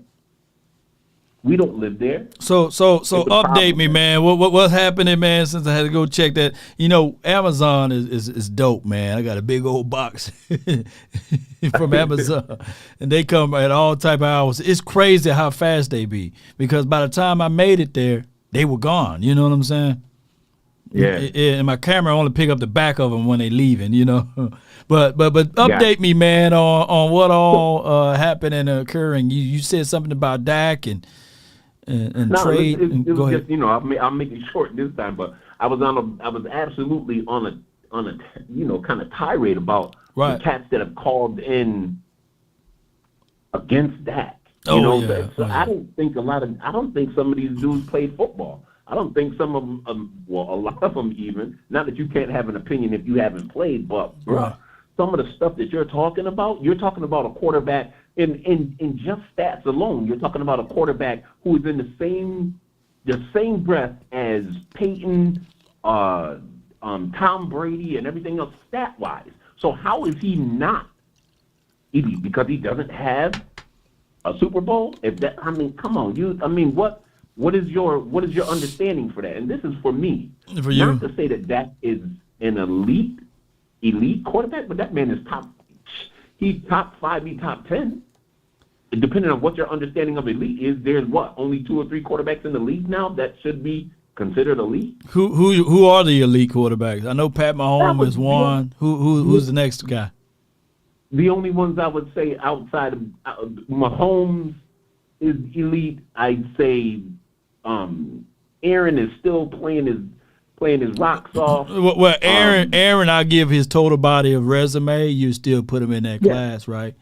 Yeah, most definite. And I'm gonna tell you, I have to say, at the end of that, you have to call everybody else up and comers. Joe Burrow does not have a big enough resume. You can call him what you want to call him. No. Jalen does not have a big enough resume, bro. This man just became elite when you added Brown to his team. I would say this though for Hurts though, if he repeat what he did last year, then he would enter the room, right? He's on the outside. He's in the line on the outside trying to get into the elite room. Now, if he was to win the Super Bowl last year, then he would have had the trump card, right? He would be like, hey, man, I got a Right. Super Bowl, and then you have to bow down to that. But Right. he's on the outside looking in, and he got to do what they call repetens por favor type of stuff, like do that again. So yeah, I Right. put him in on the outside of that room. But if there's a line on the outside of that room leading into the elite room, I got my guy Dak Prescott on the outside. He may be at the door trying to bump shoulders, but he's not in that room yet. You know what I'm saying? I believe, man, hear me out, fam. What's your name? Let me save your name in here, too. What's your name? This is Joe. Joe. From Syracuse. Okay, hold New on. York. Syracuse Joe. Okay, hold on. Let me say this. Syracuse Joe. All right, so Syracuse Joe, I'm going to say this, though, fam. Dak got his hands on the doorknob with this particular roster. All he got to do is play it safe, open the dang on door, and walk through, because he got everything in front of him right now. You know what I'm saying? That I can foresee, if injury's not a part of this, he's opening up that door and he's walking right into the elite room. And there's going to be a lot of people saying, hey, he don't belong. But then they be like, they're going to bite their tongue so hard, they're going to bite it off. Listen, Law, this is when you play that clip. He ain't lying. He ain't lying. All right. Me and you agree. He ain't lying. Yes, indeed. We agree. He So ain't he got his hands on the doorknob. Him and Joe Burrows, they fighting over the doggone door. I need a cartoon illustration. You know what I'm saying? and Jalen Hurts right behind him. You know what I'm saying? Talking about Jalen Hurts so far behind him. He just trying to get in. Yeah, you're trying to get in at the same time. Who's going to get in first? Listen, bro, I totally agree. And that's a perfect analogy. Right. But with what is happening for Trey Lance, this is the absurdity in the cowboy on cowboy crime, right? Yeah. Trey Lance to come in here who has only played from my remembering a handful of football games in the past 3 years. So since before he came to the league, right, even his college year. His one college year, he played whatever games he played. In high school, he played one game, they said. Right. He ended up playing one game, went to college and played another half. But listen, Trey Lance right now is on the same understanding as Cooper Rush. They don't have the same pedigree coming into the league. Right. But if you're talking about experience in the league, not for long, NFL, right? Right. You have a body of work that you have to produce. Cooper Rush's body of work tells you that he's quarterback number 2. On most, even back in the day, I remember when we used to have 3 quarterbacks. Most third quarterbacks are absolutely that guy that you're trying to bring along. He's that work. He's that project guy. That third dude that you think has something in him, and you're trying to play him, you're trying to bring him along, and that's who he is right now on our squad. He might be number 2 on somebody else's squad, but as it stands, these cats are crazy out here. Whose door is he knocking on? What are you talking about him replacing Dak? Are you out of your minds it's right too now? soon, man. It's way too soon. Yes, Listen, indeed. bro, it's above the shoulders. The kid it's a whole lot of us. Wasn't that the same with the Raiders quarterback? Wasn't that the same thing that happened with the Raiders quarterback? That big boy. What's his name? Russell. He had an arm. He had a howitzer. Yeah. Russell. Yeah. Yeah. I mean, listen. He didn't have it upstairs. Whatever the problem was. He had everything below the shoulders. Right. Everything you needed below the shoulders. But he could not put the rest of it together. No doubt, bro. No, and what are you asking for until this man can produce? No doubt, man.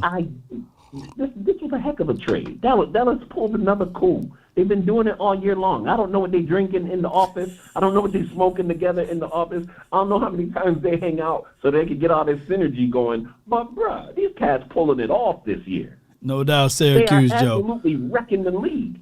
This is an absolute win. It doesn't matter what happens with Trey Lance afterwards. It's a win. No doubt, man. I appreciate you for holding it down, man. And let's go, bro, man. Hey, I can't wait, man. Let's re-intervene this conversation midweek, mid-year, and let's get things going the best way possible. Sir. Syracuse Joe, Yes, man. sir. Y'all put y'all hands together. All right, man. That's a good call from him. Real good call from him, man. Real good call from him. And I thank him for letting me check the door and everything. And he was a good playmaker. Yeah. So for those who are just not tuning in, the Cowboys made a trade to get Kelvin Joseph onto the Miami, and we traded for a guy by the name of Noah. I still can't pronounce his last name. Charge it to my head, not my heart, but shout out to him. Cam, appreciate you. Syracuse Joe, man, appreciate him. We got Big Noop, and then we got Aaron from Long Beach, I believe. Come on, man. I got Big Noop. What's up, Noops? Man, got the Noop in the house, man. What's up with it, Long? What it do, baby? No, man, it's all good, man. What's good with you, man? Yo, baby, yo, baby, yo. Man, what's good with you, man? Talk to me. Yo, the biggest Noop, baby. Hey, man, how you feeling about that trade with Kelvin Joseph, man? Hey. I think old boy is on the line, so. I mean, it's one of those things whereas you would look back at this and say, all right, cool. He's a former first-round draft pick that didn't pan out for the Miami, and Kelvin Joseph is a former second-round pick that didn't pan out for us. I think first become before the second. This is a win for us, right? Come on, man. It's a win for us. We getting better quality. Hey, Law, but I'm be honest with you. I think he was the second round, 2020. Oh, so let me check out. Let me check out again. Check him out. Check man. out his bio. Second round. They said no. He went. He was with the 30th pick of the 2020 draft. Noah was selected in the first round. Okay. Iggy. It's on Pro Football Focus or whatever. They could be wrong, but they said he was the first round. I don't even remember doing tape on the brother. So normally I'm looking into the draft. But I did want Joseph a little longer, man. I think he could have mounted out to be something, bro. Dallas remember too much. So when you do bad, they remember that, man. And I look back at that Jaguars game. When I look at the passer completion rating, it says 100 allowed 149. That means either you or I, you know what I'm saying, could pass the ball his way and it was going to be a completed pass. Trey Law burnt that kid, but breath of fresh air. Burnt French fry. Breath of fresh air for him. He might turn out to be one of those guys that you got Xavier Howard over there, you got Jalen Ramsey, and you got Kelvin Joseph. They might work for them. Somebody they can teach him. They can teach him. So if they're able to teach him, but I think something was wrong upstairs, man. I think he was a little slow. Yeah. So sure. Yeah, I think he was a little slow. Hey, man, what you think about? Now think about this. Now I don't know how this would look. I just wonder if they ended up trying Mozzie on offense. Like in the capacity on how they used to do Big Boy, they used to play for the Kansas City Chiefs. I forgot his name. He came over here for a cup of coffee. What was his name? Did he? I didn't know that. No. It was a big boy. I forgot his name. Y'all know his name. He's he started off with Kansas City Chiefs, and then he came over here in 2020, and he shot up to 382 pounds, man. They said Dontario Poe. You know Dontario Poe. Remember him? Yeah. Yeah. Remember they used him on offense. I didn't know he came over here. Yeah, see that's up in 2020 where we were reaching, man. He came over here at 383. Oh man. Well, I tell you what, man. I'm feeling good about the team. I just wish we had some more linebackers.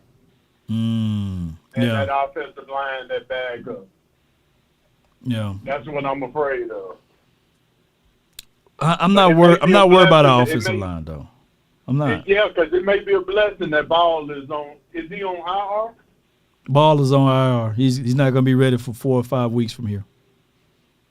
Maybe that'll give him some more training during that time. That means we're going to have to pick up another offensive lineman. I don't see the numbers matching up pretty well. I don't think that we are stout enough to have only 7 to 8 offensive linemen. There'll be suicide for the Cowboys. They need at least 10. They need 10 guys. Somebody got to play this special teams. Somebody got to do the field goal and goal line stuff, packages and stuff like that. Yeah. They got to be versatile. Yes, indeed. Now, I wouldn't want Zach Martin and Tyron Smith and even Terrence Steele out there on those packages. Tyler Smith is still young. He can still – Tyler, you still get out there, but everybody else kind of like, hey, wait a minute now, you know. Yeah, they don't want to do all that. Yeah. But I hate we couldn't sign old boy with the Dolphins. I think that defensive tackle, that Wilkins. Oh, he was out there on the streets? Yeah, man, they didn't come to terms. I think he got waived. Well, hell, you know, circle the wagon, man. We got into the 3 o'clock, man, to make some type of deals and stuff like that. It's close right around the corner. Matter of fact, is it 3 o'clock already? Is it 3 o'clock already? No, we got 30 minutes. Okay, good. Okay. We got about 30 minutes. So we're going to be watching Law. Man, I ain't going to hold you, man. Much love to you, man. And how about them boys? How about her, man? Let me hear you. No, you got to say it louder than that, man. Come on, man. How about them goddamn boys? Yes, indeed. That's my guy, Big Noob, man. Hey, I was giving the Noops a hard time one time, and he like, hey, wait a minute, Diane. Come on now. We ain't soft over here. You know what I'm saying? So it's 2:20. So, okay, Tony Montana says 2:20. I'm thinking about East Coast time that they release it. So it is 3 o'clock our time when they release it all to us. Okay, so it's 4 o'clock Eastern time is when they release it all to us. Okay, so we gonna hang tight, man. How long I been live, man? Shoot, how long I been live? I got my guy Aaron, man. You live from the 562. Talk to me, man. What's going on, Lord? How you doing today? Man, doing well, man. Cut day, man. It's just like draft day all day in reverse. Right, you got to trend the set, man. You got to trend the set. My thing is, are you letting anybody go on the D line so you can have Monty starter? So, repeat that. You saying that this is the wee woo stuff? Yeah, well, I'm saying like, are you letting go anybody on the D line so you can have Monty in that starting position? Well, they let go Bo. So for right now, we only got 2 defensive tackles, and I think they let go of Isaac Alarcon. Y'all let me know. I think he should be gone too if Bo gone. You know, I don't like my guy Gallimore at D tackle. I think he's better at 3 tech because he's still getting moved around. Right. That's what I'm saying. Would you let go? Would you get rid of Gallimore? Will I get rid of Gallimore so that Mozzie can start? I wouldn't do it for that. Now, if Mozzie flat out beat Gallimore, then I'll say yeah. But I think I seen more in these preseason games, the last 2 preseason games, out of Mozzie than I seen out of Gallimore. Okay. Okay. Now, I like when I heard earlier when MJ said we should pick up a linebacker from the Niners. I like that idea. Yeah. Because I think I read that Jabril Cox is going to be on the practice squad, right? Who going to be on the practice squad? I didn't hear you. Jabril Cox. Oh yeah. They're gonna hope that he clear waivers and bring him back. And yeah, the people are saying that they did let go of Isaac Alarcon, so he was one of the first people to be let go. So right now we are literally razor blade thin at DT. We are razor blade thin, man. Like the things that we've been banging on the table talking about we happy about. It's one of the positions now I'm kind of worried about. I need for my guys to figure out a way to get more. Pause. I'm gonna put pause in. I'm gonna put pause in front of it. We need to have more meat inside. True. So now, would you label Parson as a linebacker so you can have more D lines since you're thin, or would you keep him I'm labeled as an edge rusher. I'm gonna still label him as an edge rusher because of the fact that we play so much nickel anyhow. This is a hybrid style of defense, and we only need about 3 good solid linebackers. Other linebackers are ancillary, but normally we just need 2 because of I look at it. They foresee that this is going to be LVE and Damone Clark time. Okay. Mm-hmm. All right. One more thing. I don't know how to feel about that Kelvin Joseph trade. I mean, I liked him as a gunner on special teams. That's about it. Yeah, he was a good gunner. Hopefully, yeah, what I'm saying. Like, he was a good gunner. So it's like, hopefully, this dude that we got can do maybe a fraction more stuff that Kelvin Joseph did, just a little bit better. Yeah. All we asking for a fraction. We're not asking for a lot. Just be better than him. Yeah. That's it. And then hopefully that will be the thing there. I appreciate you, fam. Oh, no, man. I appreciate you having me on. That's my guy, Aaron, man. It is one of those situations that we look back at. And shout out to you for the super chat. We got Tony Montana says, why are they still effing with Josh Can't Ball? Jesus. I feel you, man. Hey, Montana, he's a drafted guy, and they still trying to work him out for one more year, and they'll find out next season. I think that they could move on with Ball, and go get somebody else. I like the Alex kid all off season. Maybe they find somebody from another team. They got rid of their version of a Josh Ball that didn't solidify themselves into greatness, and hopefully we can get things going, man. Hopefully we can. All right, we got another call from my dog, Mike Sanders. You live. Talk to me, man.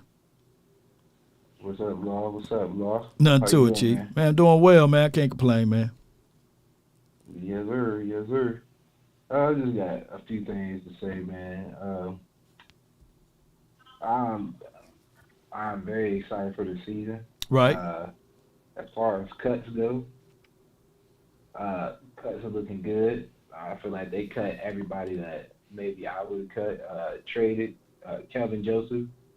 I don't care if Kelvin Joseph had 7 interceptions this year. The tape that he put out last year, 7 interceptions in the preseason.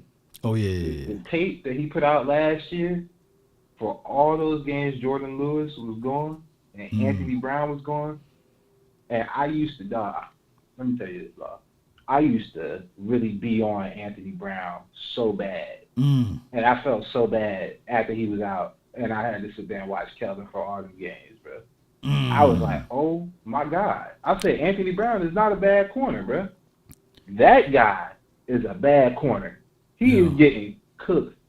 What his problem is, which it seems like he fixed, is he never got his head around. He never turned around, because you can't say he was never blanketed all over the receiver. I felt like everything that was passed his way, he was always blanketed. Right. But he just never turned to look for the ball, and that's going to get you mossed in the NFL, because these are professionals that they playing against. These guys catch balls. I mean, they probably catching and eating breakfast at their damn breakfast table. You know what I'm saying? Yeah. And also, as far as that goes, man, I don't want to say that Trey Lance isn't there, because I don't know how devious Jerry Jones is. I just know Jerry Jones wants to win. And I know that he probably looked at Trey Lance and was like, damn, he failed terribly over there, but we can snatch him up for a 4th, and he's a first-round talent. Well, let me tell you how devious. Jerry Jones is the most devious owner of all. I mean, you got a guy that literally, although it's 2 solid Super Bowls, you can argue 3. And the people that he coached in the ring and also in the hall, and he put in somebody who didn't win a ring with us, right? But went to Denver, land a ring, and win a ring, and he put him in there before him. So we know that Jerry can be devious if he want to. You know what I'm saying? Yeah. Jerry's Jerry, man. You know what I'm saying? You know, he got a situation whereas a girl said, "Hey, you my daddy." You know what I'm saying? You daddy. He's like, yeah. Hey, I pay you a couple of dollars. You know what I'm saying? We're gonna get the DNA test thrown out. Like, how you do that? How you throw out the DNA test? You know what I'm saying? But that Jerry, man, he's a billionaire, man. But keep going. The same way he got Kelvin Joseph off that goddamn murder charge. Right. You know, this is another reason he needs to be gone. I'll just judge. Because if anybody else, first 48 got an eyewitness pointing him in the vehicle as they drive off. First 48. Right. You know, everybody and every 48 movie or show I see, all of them going to jail. All of them. They can be snitching on each other. You know what I'm saying? They can be snitching all. But he said, "Hey man, I got both of them. You know, I got all of them. You know, unforeseeable circumstances as it relates to this. You know." Jerry said this got anything to do with football, mother. Oh, don't. Shoot. Man, pay that much. Pay him off. Pay him off. Shoot. Jerry, you know what's the most surprising thing to me? Somebody ran into Jerry in a car accident. I'm sitting here like, Jerry gets out walking with a 3-piece suit in the state of Texas at 108 degrees, right? And he get into a car and he walking around like, you know what I'm saying? I want me some glory hole. I said, who? I said, how's this man driving? He's 80. He's driving by himself in 108 degrees, you know? Jerry's a whole different breed, man. Allegedly. All of this is alleged. All this is alleged. Shout out to you, Jerry, man. We love you, dog. Oh, yeah, everything is alleged. Everything is allegedly. Yeah, for sure. even everything I said is alleged now. Yes, indeed. I don't know nothing about that murder case. No, nothing about that. First 48. I don't know nothing about it, but I'm out of it. But as far as that go and Trey Lance, he probably did bring Trey Lance there to put a little fire under Dak. I can see that happening. But if Dak is this dog that we claim he is, Trey Lance will never see the field as a Dallas Cowboy, unless it's preseason. Because I do believe he's probably going to take all the snaps, most of the snaps next preseason coming up. Right. I can see that happening with the backups. Stop worrying about Dak not taking a preseason snap. I hear a lot of people say, I want to see Dak take preseason snaps. The only person I wanted to see take preseason snaps after what he pulled this offseason was Zach Martin, which means probably Dak would have to get up in there. You know what I'm saying? And the whole O-line would have to be up in there. Like the whole O-line would have to be in there, and then Dak would have to be up in there. And then you can just put whomever wherever you want. I mean, you're right. You're right with that, man. And it's a whole wait and see. You know, it's one of those things where as we look back at, and this will be measured, right? This will be an ongoing, do you play your starters, do you not? And so far, the team that made it to the Super Bowl, like Andy Reid and those boys, the difference is between Andy Reid and Mike McCarthy. I believe their owners don't give a damn what Andy Reid do over there. You know what I'm saying? Andy, do whatever you want, Andy, go do what you need to do. You know, we're not going to have pressers. Right. We're not going to have this and that. But over here in Cowboys land, there's a mandatory a press conference every day. There's a mandatory, my guy Mike McCarthy got an actual show. And then there's 4 episodes. What? There's 4 episodes with Jerry Jones, twice a week with the 105. And then there's Jerry Jones split with his son, Stephen Jones and Jerry Jones. Both of them boys got 2 episodes apiece. So there's 4 episodes. That's a lot of information that you give out. You know, that's just how it goes, bro. That's how it goes, unfortunately. That is. I got 2 more things, and I'm go going ahead. to let you go. Go ahead. 2 more things. Back to that Dak not playing preseason. Y'all, even though we lost that game against Tampa Bay, he didn't play the preseason game. That was fresh off of his injury. and he balled the hell out that game. So everybody should just calm. We playing against a lesser opponent this time. We playing against the Giants, which I think Dak hasn't lost in them since like his rookie season. Or some strange shit like that, right? Yeah. Like, you know, I'm knocking on some wood, but like you said, there's two conversations that's about that. Dak last year, he didn't look that good against Tampa Bay. But the year before that, he looked real good against Tampa Bay, opening up on the preseason. Well, open up from not playing the preseason game. So this will be now, the third time. So we will see what he looks like against the Giants, which is a common opponent. So we should be able to give them the business. He should be familiar. He should be familiar. Right. And our defense is just the truth. Like, I don't even have to mention them. I got my Trayvon Diggs jersey hanging up right now, ready for game 1 out this month. Then last thing I wanted to give you a shout out on, I'm so late on this, Law. I'm so late on this, man. I watched you, West Coast, and y'all did that interview with Terrence Williams. Oh, my God, man. If those weren't gems, if those weren't gems. I mean, me and Terrence Williams had a lot in common because I ain't going to lie to you. I know how bad, I know he was 8-8 Romo, but dog, when Romo got hurt, it was like bad time. It's like his mind was late with his body because his body was there throughout all them years. And then it was like, as soon as he started getting hurt, he was the most accurate passer that I ever seen, man. We were beating the snot. It was out of the Eagles one year, and then that Hicks linebacker came and cracked Dan Romo's back. And I said, damn it, because he was killing y'all. Like, he knew everything y'all were trying to call on defense, man. He was. And then when Terrence Williams said that, he was like, man, I'm just going to have to go with Romo. I said, boy, if Romo had that rookie Dak team, we probably would have won that year. There's no way that anybody could have convinced me Aaron Rodgers would have beat Romo at that. I always say, and it's my friend over there at the Omni, his name is Eddie, and me and him do agree if we always envision Romo going out like John Elway, right, with the Super Bowl or what have you. But health came into a major role with that, and he never got a chance. Technically, he's not retired, but officially retired. But he never retired officially. so but it's over with, man. Tony, if you see Tony, he don't look like he ain't been getting no hit. But what I'm gonna tell you is that it's the small things that teams do, Because I bet you my bottom dollar, there's no way DeMarco Murray rolls into the flat and avoids taking on that blocker. You see what I'm saying? Oh yeah. There's no way. And then we had Doug Free. It was Doug Free. I'll never forget to play Doug Free, Mr. Free, and the running back number 21. I forgot his name. The Cologne guy.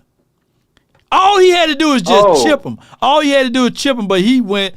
He didn't even chip him. He just went to the flat. There's no way DeMarco Murray would have did that, But DeMarco Murray was released. He was gone in 2015, and that's when I was saying that. Damn, we never have two things that match. Finally, if you look up 2015 Dallas Cowboys defense, we were up there. You just that our offense wasn't there. You know what I'm saying? Yes, we was out there, Law. We was out there, bruh. That was one of my favorite seasons, bruh. I was like, bruh, we look so goddamn good, man. We look so good, bruh. Yeah. I'm ready for us to just kick it up a notch. I just really want us on, what did we play, the 49ers? Week 5. I think it's week 5. Week 5. Yeah. I want us to really beat the snot out of them week 5. And I don't want them to miss the playoffs. I want them to be in the goddamn playoffs, and I want to whoop them again. I want to whoop them one more time because the regular season game is going to feel good.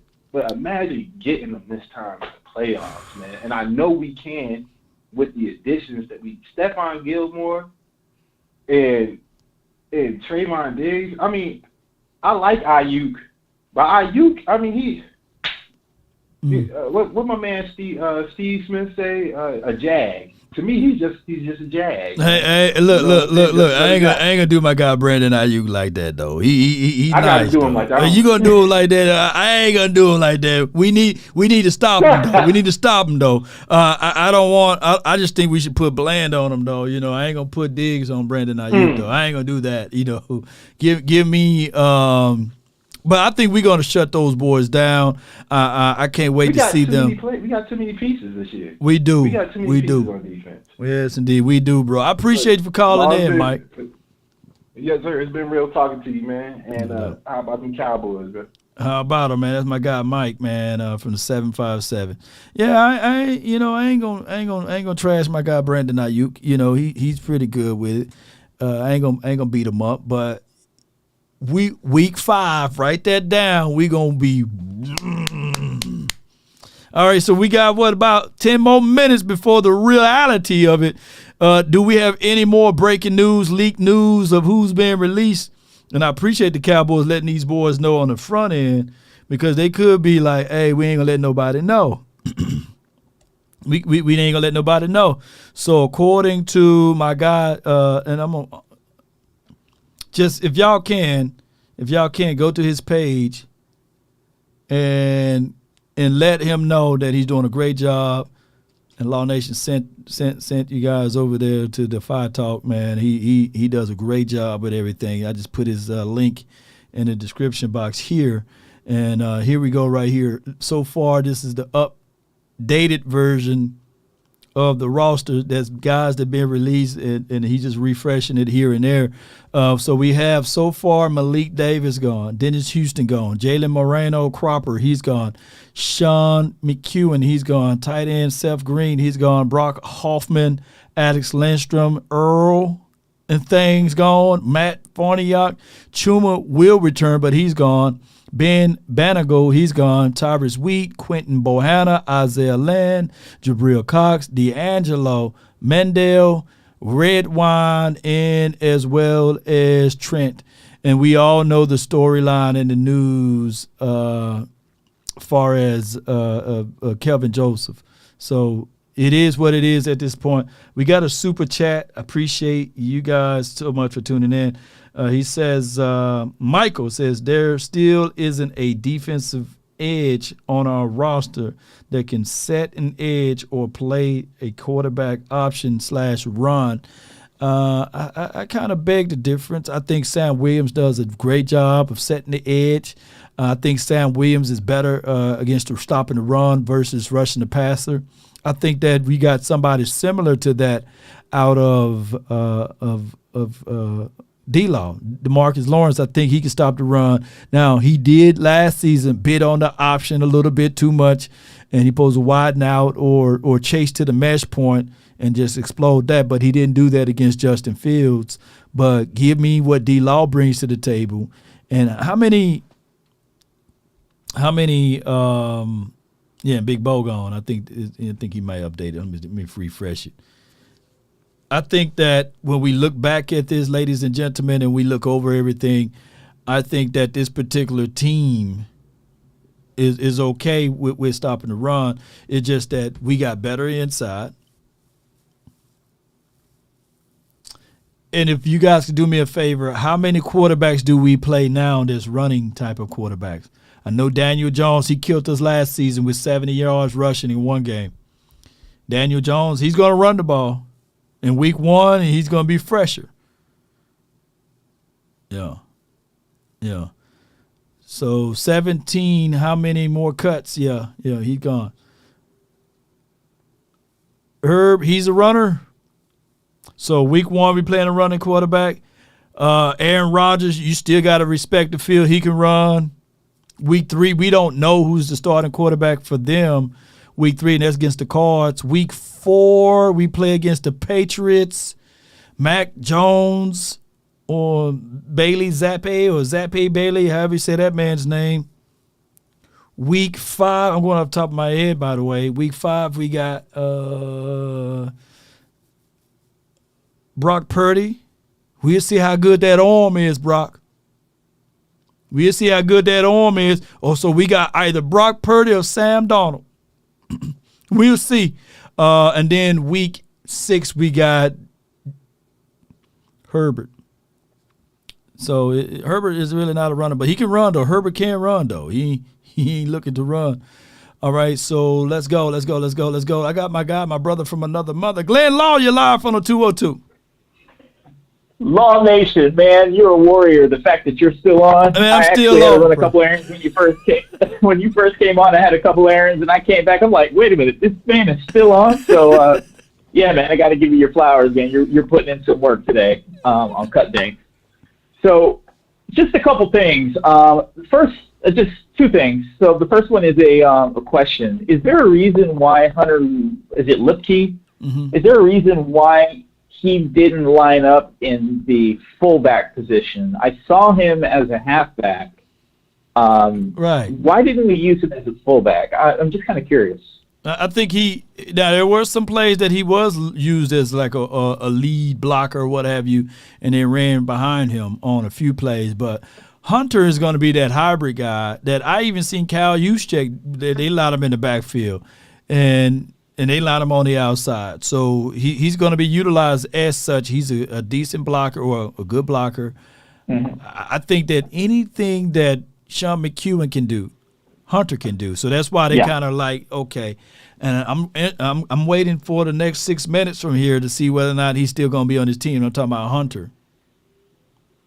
Got 6 more minutes. And I'm trekking with you because I was in full agreement with you because the way, some people push back on that and they say, well, his style is old, but they're thinking about from an athletic standpoint. And when I think about roster construction, it's not about who can put the track team together. Right. It's about who can have enough variation in their roster. And I think there are teams who are sleeping on that power position of fullback and in the trenches when the game is tight. You need guys who can absolutely excel in the trenches, and I think he's a football player. I'm not exposing him to the waiver wire. I'm putting him on the 53 because I'm making sure that I keep him in-house. Yeah. So that's just my thinking. It's about variation in your roster, in my opinion. It is about the variation. You're right. Yeah. But the other, I just want to make a quick comment on the, I didn't really get a chance to chime in on the whole Trey Lance thing. So I got a quote for you, and I want you to tell me who said this, okay? The quote is this: "We must win. We will win. Winning is the name of the game." Who said that? We must win. I saw it on a snippet somewhere. Jimmy Johnson. Yeah. Very close. Very close. Oh, give me one more option then. We must win. We're going to win. All right, one more. Give me multiple choices then. Okay. Jimmy Johnson, Stephen Jones, Jerry Jones, Wade Phillips. Oh, Jerry Jones. I remember he get the little raspy voice. Yeah. Jerry Jones said that. Yeah. We must win. We're going to win. It was on one of those little snippets. I can't. Yeah. But let me know. Was it during the Jimmy Johnson era, right? When he made that statement? Correct. This was good. 1989 at a press conference. I was a little kid watching the press conference. Mm-hmm. And Jerry Jones is explaining what he wants to do as the new owner of the Dallas Cowboys. And so his philosophy and Jimmy Johnson's philosophy is that we're going to upset the apple cart and we're going to make everybody uncomfortable. No man is safe. Right. No man is safe. My point is, up to this point, that's kind of been the sacred cow, right? And look, I don't believe Trey Lance is threatening Dak this year. Right. But if we get to, I don't know how it's going to turn out. Nobody does at the end of the year. But there is, a $53 million balloon payment on his contract? You probably have the exact number. 60. But you might as well round it up. 59, you might as well round it up to 60. Yeah. Okay, 60. The whole point of that being there is because you're supposed to renegotiate, really, before that kicks in, right? True. So if Dak won on the last contract, and I'm telling you right now, the one thing Jerry doesn't like to do he hates losing on contract more than he hates losing football games. He wants to win on the next contract. So my point is, Trey Lance is the ultimate hedge. If Dak's demand is unreasonable, Jerry is not going to be left without an option. Yeah. He's giving himself this option. It's like, look, here's what I'm comfortable with paying you, Dak. If you don't like this, well, you know what? I think we're going to have to part ways. And that's just how it's going to be. And I'm not mad at it because, look, every position, just about every position is being pushed here. You know, and that's just how it works in Cowboys Nation, and I'm not mad at it. And it's not personal, but we must win, and that's just the bottom line. We're going to win, yeah. Yes, indeed, man. I appreciate this, man. That's the way it is. I appreciate this, bro. I think the official news should be leaked now of who all is everywhere and where they are at. So let me see if y'all let me know of a beat reporter who got this the information, and then we'll put it on the screen. I appreciate you, Glenn. Thank you for your thoughts and your information. Yes, indeed.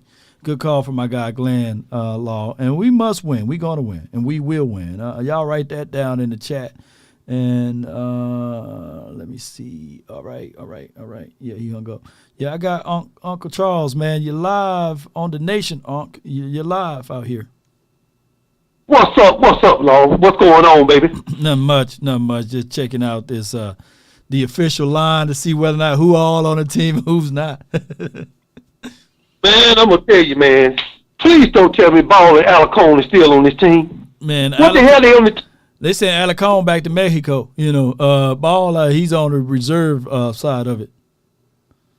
Yeah, because they was only there for the crowd scene. That's the only way. That's the only way they was there. Let me tell you something, man. It's cut day. We knew this day was coming. This is when you be prepared. This is how you be prepared. I hate they got rid of Isaiah Land. Those guys was pretty good. I'm really upset about Isaiah Land. I thought he should have got another opportunity. He played good during the preseason, and I thought he should have got another chance. But you know, like they say, you know, people think rich folks don't smoke crack, but they do. They smoke crack too. So don't get it twisted. Let me tell you something. I want everybody to understand. We knew this day was coming. This is what you call being prepared. And what I mean being prepared, you know, a couple of weeks ago, I went to the grocery store and I, you know, doing what OGs do. Listen to that grocery store music. Just doing what OGs do. Right. And I came up the first time. Came up the first time. I got me some items, and then went up the second time. Then my basket stopped. I said, "What the hell?" I look up. I didn't see nobody. I look down. It's a little boy. I said, "Hey, little man, you need to go find your mom or something. You running in the phone." He said, "I'm not a little boy. I'm a grown ass man." I said, "Not from where I'm standing." And then he come from behind the damn basket and headbutted me in my damn stomach, Law. And next thing you know, we on the damn floor. And for a minute, Law, I thought I was getting my ass handed to me by Danny DeVito. I was getting my ass whooped, man, about a damn midget. I couldn't believe it. And gun popped out of his little pocket too big for his size, and I bit the corner. See, I wasn't prepared, but I'm prepared now. It's about being prepared, baby. You know the cuts was coming. This is why when you're in preseason, you have to do your job. The word today is do your damn job. This is what it is. And I'm going to say this in closing. This is about being prepared. Now, I had a friend of mine, he's fresh out of prison, but he learned auto mechanic in prison. And he said, "Man, come on over and I'll fix your car." And I got over there, I said, "I'm ready to get my car fixed." He said, "Man, go ahead and sit on down." I said, "Well, what you gonna eat?" He said, "I'm gonna eat some cereal." And I looked up on top of the freezer, and I seen a box of cornflakes, and it was open. And if you come from where I come from, you don't leave no cereal open at night. But he did anyway. And he poured that cereal in the bowl, and he poured that peppermint in, and it rolled to the top. And you know what else rolled to the top? Roaches. Trying to survive in that milk. This is what I'm talking about. I wasn't prepared for that, but I'm prepared now. Hey, man, we got the 53, man. I hope that they make the right decisions, and now we don't make a trade for Boss Man Fat. Don't worry about Boss Man Fat. No. He going to Miami. They got plenty of weed houses down there. Don't worry about it. You'll be all right.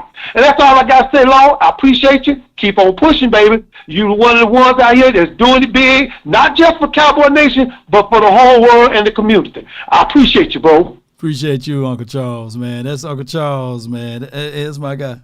He letting us know, Sacrifice. Don't give up the fight. Don't give up. That's Uncle Charles. Everything will be all right on any given Sunday. Yeah. Depend on you. Come on, y'all. If you win or lose, you know you got to pay some dues to live on Monday. Yeah. Let's see who all gonna live on Monday now, man. Y'all let me know with your information of who are the 53 man that's here on this team, because the others been sacrificed. So y'all let me know who the 53 guys are, because I can't check here. Gelkins got me blocked still. You know what I'm saying? Shout out to Gelkins though. Y'all let me know, man, because there got to be a site somewhere where I can go to check out. Okay, here you go. No C Walker. Patrick No C Walker. This Cowboys complete. Y'all should have been letting me know Patrick No C Walker. All right, so let me see if I can cut, paste, and release, and then I'm gonna do this number. Let's share, because I don't want to get blocked now. I don't want to get blocked by him now. The block is high. Let me see if I can get this together, man. Y'all bear with me, because we gonna make sure we go over this list of the guys that's been officially released. All right, so according to Patrick No C Walker, here are the guys that were traded. Kelvin Joseph for Noah. I don't know how to say his last name yet. I got to hear it a couple times.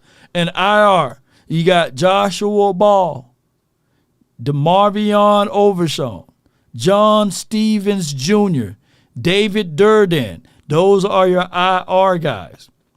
Released 99, Trent Siege. He's going to get back on this procedural. Will Greer, he's gone. Malik, not Davis, but the Malik Jefferson, he's gone. Ben Banago, he's gone. Chuma Edoga, they said news that he's going to bring him back. Tyron Johnson, C.J. Goodwin. And then the people that's waived, also subject to be claimed, is my guy Jabril Cox. He's gone. Alex Lindstrom, Isaac Alacone, he's gone. Brock Hoffman, Earl Bostic, Matt Forniak, Alex Taylor, Perillo, as he say your name. Simmy! Oh no, I didn't know they gave Simmy the snipe. Oh my goodness, Simmy! I thought you semi did good this time. Oh my God, I can't believe they got rid of Simmy. Rioco, Alina, Oloroso. Let me leave Simmy alone. Yeah, come on, Simmy, man. Hey, man, you semi good over here, man. Come on, Simmy. Shame. That's me tuning in to my girl Jazz from BLS, and I know she's crying over Simmy. All right, Jalen Cropper, he's gone. Dennis, he is gone. I hope Dennis get on back up here. And Dontario Drummond, he's gone. And Barbon, he's gone. I think that's how you say his name. And these are the guys. Of course, Ronald Jones, reserve suspended. You see, he may be able to get back because he was suspended, But Malik Davis, he's gone. Miles Davis, Miles Brooks, he's gone. Joshua Butler, he's gone. I think we had too many Butlers in it. Mandel, he gone. Tyler Cole, my dog. Oh, come on, Tyler Cole, man. Red Wine, he's gone. Seth Green, he's gone. McKinnon, he's gone. Preston, not Noah Fant, he's gone. Isaiah, we losing Isaiah Land, he's gone. Tyrus Wheat and Durrell Johnson, I don't even know who he was. Who remember Durrell, And Quentin Big Bohanna, he's gone, y'all, man. Oh, so it is what it is, man. Simi is crawling out of the cereal box trying to be prepared. You got to be hungry, Simi. You got to be hungry, man. Come on, man. All right, so Christopher. Semi was semi good, yeah.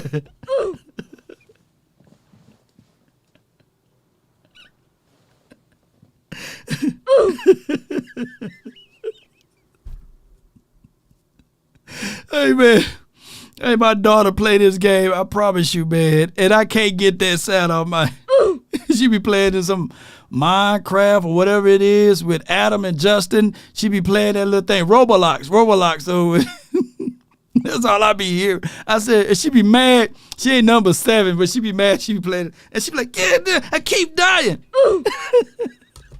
Talking about, Daddy, can you send me some more coins? I need to be able to survive. I want to get this carpet so I can fly. I said, baby, you trying to cheat. I said, that girl's so smart, man. Oh, she'll be 7 on the 24th, man. She'll be 7, man. That damn Robolox, man. Adam, some dude named Adam and Justin. Them dudes, man, I can't get them out of my house, man. That's what she listened to all day. Adam and Justin. I need to find that other sound drop that they be doing. I got my guy from out of Philly, Glenn out of Philly. You live, dog. What's up, Lord? How you doing, man? Long chat. Really long time, man. What's good? What you got, bro? Good. Hey, I'm hoping that we keep Hunter Luke, however you pronounce his name, like Glenn Law said. Yeah. The guy, he's a. I looked at him, I looked at Juice Vaughn, and I looked at John Stevenson as 3 guys that no other team had. We have something because Stevens is still there and Vaughn, but we had 3 unique players that no other team basically have. And I love having switchblade guys like that, guys that you can't account for. You don't know if you have an offense designed where you have 4 or 5 plays that look the same, but you run different things off of them. You don't know what's going to happen when you got a dude like Hunter Luke in the game. You don't know if he's going to block, if he's going to leak out for a pass, if he's going to run. Hush your mouth, Glenn. Hush it, man. You're getting me too excited, man. So what? I'm just getting home. Did we release him?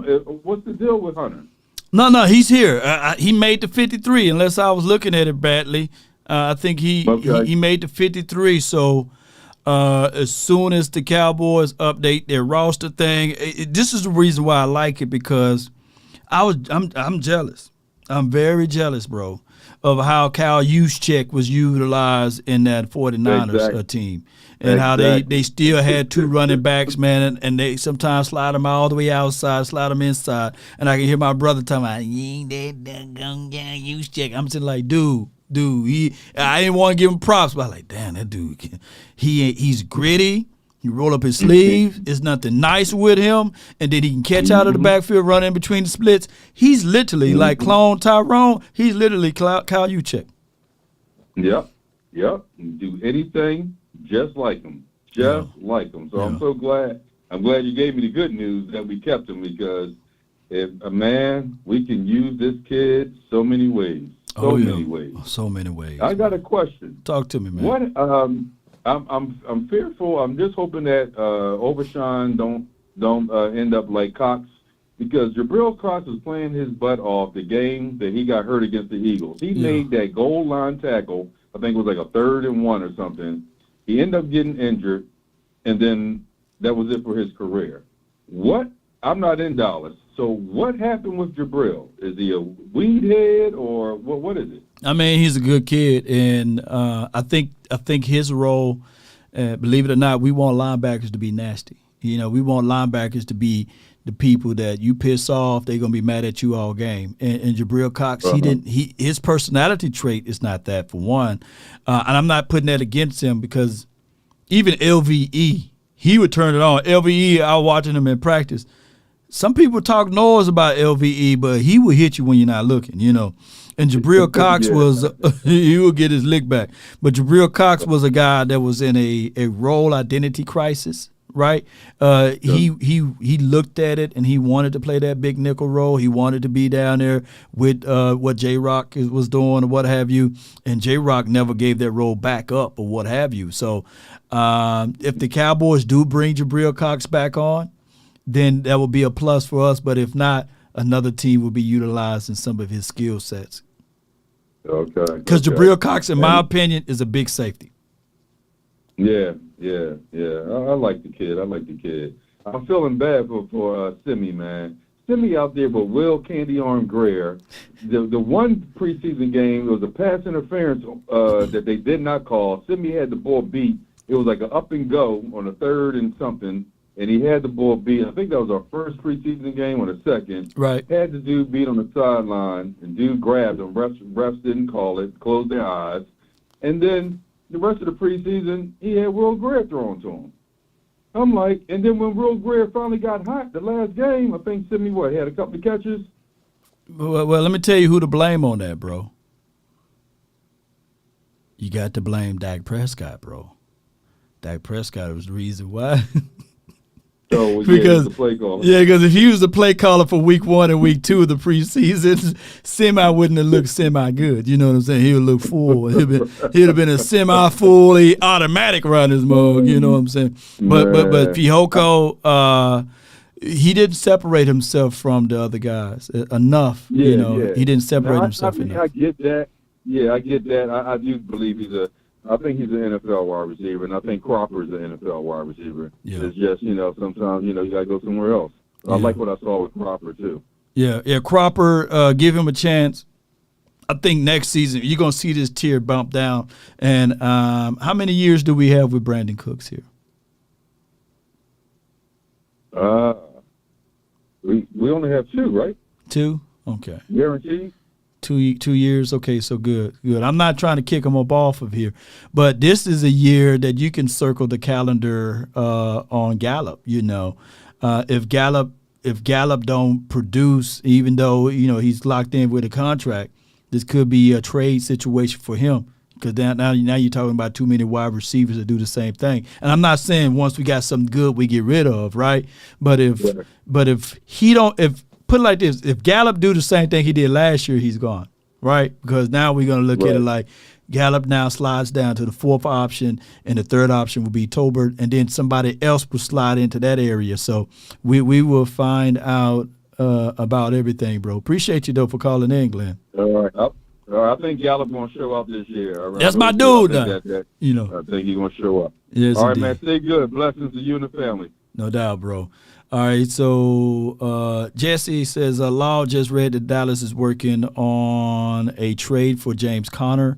You heard anything on that? By the way, are you going to watch TCU versus Coach Prime Boys Saturday? Yeah, I'm gonna tune into that game. I got some people that hit me up about that one. Let me see. Okay. All right. Good. I'm definitely gonna jump in on that, Jesse. And I didn't hear about the James Conner, so y'all fill me in on James Conner. I love the story of James, but I don't love who we gonna get rid of to have James, though. Who we gonna get rid of? Who y'all let me know on that one. Y'all let me know. Hold on. Hot dog it. Hold on, y'all. Hold on.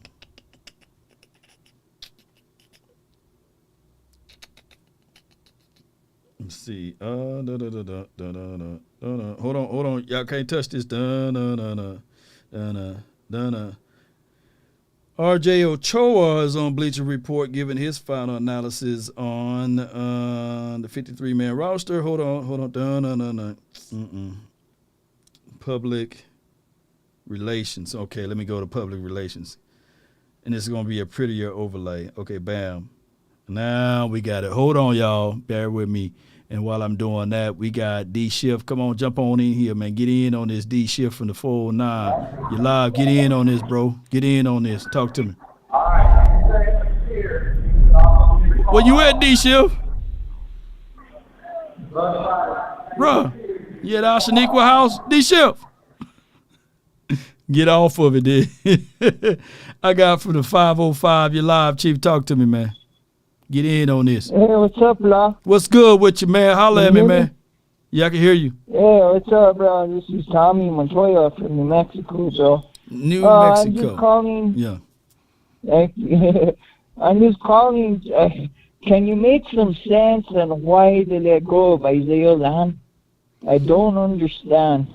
Oh. You balled out, and I think he should have made the 53. Yeah. Let me see. Who did you wanted him to be in replace of? I just need the whole 53 roster in front of me. I don't have it in front of me. But who would you want Land to be in place in front of? I just need somebody with the 53 roster. I don't know who, but I just know he balled out this preseason under camp. Yeah. You know, and 53 should have made the 53. You know. And then the other thing, they just let go of Boss Man Fat for another guy named Noah.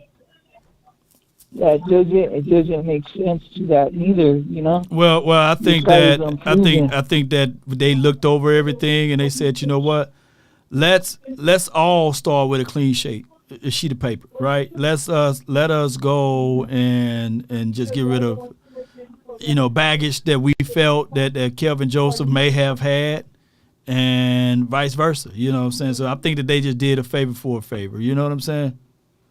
Yeah, so it was like a swap, right? Yeah, swap, because Noah, from my opinion, from what people were saying, is that Noah was considered, of what most people say, trash in Miami. Yeah. So it's like favor for a favor, Yeah. Yeah, well, he played like 33 games, and he only had one interception. So that was like kind of, when I heard that was like kind of weird to me. Well, they look at it like this. They look at it like this: there's one more than Kelvin Joseph had, right? And when passer rating when targeted on Kelvin Joseph was 149, juxtaposed to this dude only being at 77, they was like, well, one allows passes to happen, the other guy at least bat the ball down or get in good positions. So they probably looked at it in that fashion. And to be fair, I don't think that Noah's going to be number 1, 2, 3, or 4 with us, Mm-hmm. So he's pretty much going to be your 5th DB. So I'm looking at that as another upside deal, because they didn't have Joe Witt Jr., Al Harris over there in Miami land. We do have that over here. Right. Yeah. Yeah, we have one of the best secondaries with Diggs and Gilmore. Yeah. So, he will not start over them two, that's for sure. Most or certainly. over Bland. Yes, indeed. Yes, indeed. And what do you think? I wish Jaden Smith could come back to the team, because I heard he got waived from the States. So that would be nice, to have Jaden. What do you think about that? Would you like Jaden Smith back? No, I think that he served his purpose when he was here. He did a fabulous job, but we moved on from him, man. He was becoming a liability in coverage. He was pretty good in stopping the run, but his stop and go and turn was just terrible for us. So, and that's probably the reason why the Saints didn't pick him up, and that's probably the reason why Green Bay didn't pick him up and keep him. That's the reason why also I think he played with the Giants. That's why they didn't keep him over there. But I appreciate you, dog. I thank you so much for calling in, Chief. Thank you. What is your name, fam, so I can save you and get you locked in, bro? Tommy Montoya. I'm sub to you. Montoya, yeah. Montoya, yes. Yeah, let me see it. I can save it. And you're the first one I've been watching. You were the first content I watched. So. Well, Montoya, man, I appreciate you, man. I thank you for your wonderful support of the nation. Keep doing that, man. And, hey, you going to see me climb to even higher heights. Let's go, man. Appreciate you, bro. Oh, yeah. Go Cowboys, no? All day. DC for life, bro. Go Cowboys. Not for short. That's my guy. That's my guy, man. We're going to keep giving y'all this overtime energy for about, if you're on the phone lines, man, hang up, because I got to be somewhere. I got to leave in about I got to pick up the kids and everything. Goodbye. It take me about 30 minutes to get there. So I appreciate y'all, man. I thank y'all, man. When we get back, I might jump live again, but I finally found someone who have the full 53-man roster, and we're going to go over this, and we're going to get this thing going. But here's the link. Shout out to Blogging the Boards. I don't think they do a good job at all. You know what I'm saying? They do a great job. I think they do a great job. All right, so there's the link to their website, and I got it right here. I'm building the plane while we fly, as we fly. Boom, here we go. Can y'all see that? All right, y'all can't see that, but let's slide this over right here, my G, right here, and then we're going to make it look pretty. All right, and we're going to bolster that up. You can see quarterback at the top. Bear with me. All right, so here are your quarterbacks that's going to have a Super Bowl ring by the end of the year. Y'all think I'm joking, but thou shall decree a thing, and it shall be established. All right, so here we go right here. Quarterbacks. Uh-oh. Did I go somewhere wrong? Boom. Here you go. Quarterbacks. Okay, so we got Dak, Cooper Rush, Trey Lance. Those are your three quarterbacks. Running back room so far as of August the 29th, 2023. I know y'all been waiting on the phone, man. I apologize, man. Oof, a Sigma on the swear. Appreciate you, man. Samoa B. So I know that y'all on the phone. I appreciate y'all. But running backs, we're going to have Tony Pollard, your RB1. Let me put the RBs and put this thing in perspectives. You got 1, 2, 3, and to the 4. And Snoop Doggy Dogg is going to be at the door, y'all. So I'm looking at a combination. I'm looking at Tony Pollard. It's a race to the first 14 to 15 snaps. It's a race to the first 14 to 15 snaps, ladies and gentlemen. And, and I'm going to tell y'all that when you start thinking about this in general, don't look at it like, hey, for this week, you got to have that. For that week, you got to have this. But it is the reality of it. The wide receiver room. 1, 2, 3, 4. Look, we going right down the list, baby. 5, 6. Shout out to MJ. MJ predicted this right on the money. Me and him earlier, about 2 hours ago on the show, right? We predicted this, and it's exactly how we said it. So 1, 2, 3, 4, 5, 6. 6 wide receivers. Okay, so we got 4, 3, 6, and then we got 3 here. Your tight end 1, your tight end 2, and your tight end 3. And then we got, how many offensive linemen we got? 1, 2, 3, 4, 5, 6, 7, 8, 9. Edoga was a roster cut Tuesday, but expected to return. So we went with 9 for your mind. I think Josh Ball, he's not going to be at any shape, form, or fashion to be here for the first 4 or 5 weeks. So the Cowboys should be checking the waivers and seeing who is left out there to see whether or not we can add an extra piece to this, right? I'm thinking that for my goal line packages and things like that, Awesome is going to get an awesome job. I'm trying to get Wellesco in there, Bass, you know what I'm saying? And I'm not trying to put Steele out there. I'm not trying to put Zach and Tyron out there for their special team stuff, okay? So let's go. Let's scroll all the way down. Your defensive edge guys. You got Parsons, Law. Those are your 2 guys. I'm quite sure Law is going to be on the left side, Parsons on the right. The first wave of rotation, Armstrong right side, Sam is on the left. He's going to rotate in here for this guy. If I can draw like a chart, it's going to look just like this. It's going to look just like this. Yup. And then he's going to be both sides guy. I think that in my opinion, that the Cowboys, Filer will get more sacks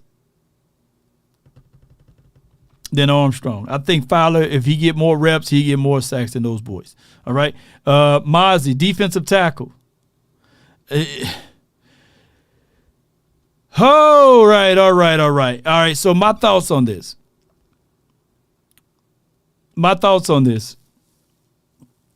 If they got this listed as such, they are playing with the fire and they saying, okay, we trust Mozzie. We trust Mozzie to be the first team. We trust this got to be the second wave. Those are our only two true defensive tackles. Where Chauncey? Where Gallimore? Was he cut? Y'all see Gallimore name here? What happened? Is Gallimore cut? I think it could be an error on them. These guys are 3 techs. I'm putting 3s by them. So if I'm a defensive coordinator, Mozzie, if it's me, Jonathan Hankins will be my starting guy, and then I have Mozzie come in for cleanup duties in the 3rd and 4th quarter. But they're going to rotate these boys. They know more than defense than I do. And Osa, you already know he's on the first wave, right? He's your 3 tech. Then there's Fihoko, and then there's Chauncey. But I would just go with my order, Hankins, Osa, then Mozzie, Chauncey, or Mozzie, Fihoko. You see what I'm saying? But they got it that way. They know more than we do, okay? Linebacker room. That's your mic. Well, I don't know how they going to do this, but to be honest with y'all, I think Clark should be my mic. But, hey, LVE, everybody say they directly goes and listen to my guy at Van Der Esch. So, shout out to Van Der Esch. He's starting rotations. And then these 2 guys right here will get the bulk of the share. You know what I'm saying? Those 2 guys right there are going to get the bulk of it. Harper and Bell, they're going to do whatever they need to do. But I'm looking at this thing as Damone Clark, book it. I said it August the 29th. Damone Clark is going to be your tackling leader. I'm guessing 144 tackles or something like that. 144. Y'all let me know how many tackles Damone Clark is going to get. I think he's going to be your tackle leader. All right, let me just slide all the way down for pressure for time. All right, so you got cornerback, your 1, your 2, your 3, your semi-4, your 5, your 6, your 7. You got 7 DBs, man. Now, when I look at tape on Noah, I'm going to try to produce tape. I'm going to let y'all know, yeah, we raised the blade thin at linebackers, Chief. This bug is like thin, dog. This is like one of the thinnest linebacker rooms on the game. You know what I'm saying? So we raised the blade thin at linebacker. And when I get a chance to come back, I'm going to put some tape out there for Noah and let y'all know the good, the bad, and the ugly. All right, so Wilson, Curse, Hooker, Izzy, and my guy Wanye, 3rd cousin, or he's 2nd cousin now. Yeah. And y'all say play. There should be packages as relates to putting Parsons down there. Yeah, I see what you're saying. Son Dion, yep. So this our team, ladies and gentlemen. Let's get on up out of here, man. Y'all be sure to check out other content creators that's live right now. It should be my crew over there, The Volume and Voch Lombardi and A to Z Sports Dallas. I'm going to send y'all their link or what have you. Be sure to check those boys out. And a little later on tonight, it will be me, Big Game James, the OC, and as well as Boss Cowboy Sports. So y'all be sure to check those boys out. Let me see if I can find that clip right quick. Yes, indeed. Appreciate y'all, man. One love to y'all. Be sure to jump in over there and hit them with the new media, man. When y'all jump in over, let me see if I can take a sneak peek at what those boys are talking about. Yes, indeed. Boy, if we all be on the same page, boy, we'll have 1 million people watching, won't we? You know, shout out to them, man. Let me see what you're talking about. Says, but Vach, you were wrong many times before. Not many. I think you're wrong here. Talk about my wins, though. Be sure Talk about my to wins, too, man. Be fair. check Talk about my wins. I ain't got many losses. them out. I got big losses, but I ain't got a whole bunch of them. Send So, over I don't have a problem new with Hunter media. Lippy, bro. This is my whole thing, Will Smith. Music off. This is my whole thing, Will Smith. There you go. Yo, yeah, because we got to clarify this. This is the problem with social media now. All of a sudden, we are hating. No. Will, this is Yes, y'all are. Y'all hating. Y'all hating. I'm playing. He's a very mid runner. I'm not. This roster is so stacked that we're trying to keep as many pieces that's going to be helpful to us. As many pieces as we possibly can. Okay. I'm not saying Hunter Lipke is bad. Oh, Zeke ain't even bad. He just can't start for you. Right? We're not trashing Hunter Lipke. No, I don't think they are. But on my way out, baby, y'all be sure to hit that like, share this content, let a friend or a neighbor know where to go when they want to tune in to Cowboys Sports Talk and beyond. I want to say this. There are people that's all around the league that's getting cut. But that's not your final destination. That's not your final straw. Let me repeat. There are people all around the NFL that's feeling bad about their situation. But this moment will make you better. There are people that lifted up their Lombardi trophy that was once on the practice squad, that was once cut, right? That didn't have a chance nor the opportunity to be in this moment. But I'm telling you right now, if you formulate your mind and put your heart, soul, and sinew out there, you will make this note your vitamin. Many of times I go all the way back to when I was looking to get into a career. And I got many, and I'm talking about many rejections. I kept them, you know what I'm saying? And I utilized that to be my vitamin. Let no be your vitamin. Let that sound of you can't do it or we can't accept you right now be your vitamin. How many people out there that got that? How many people got that answer that said, we regret to inform you that another candidate been selected, right? How many of you guys got those letters? Huh? I got plenty of those. And I wouldn't be authentic to say that I didn't.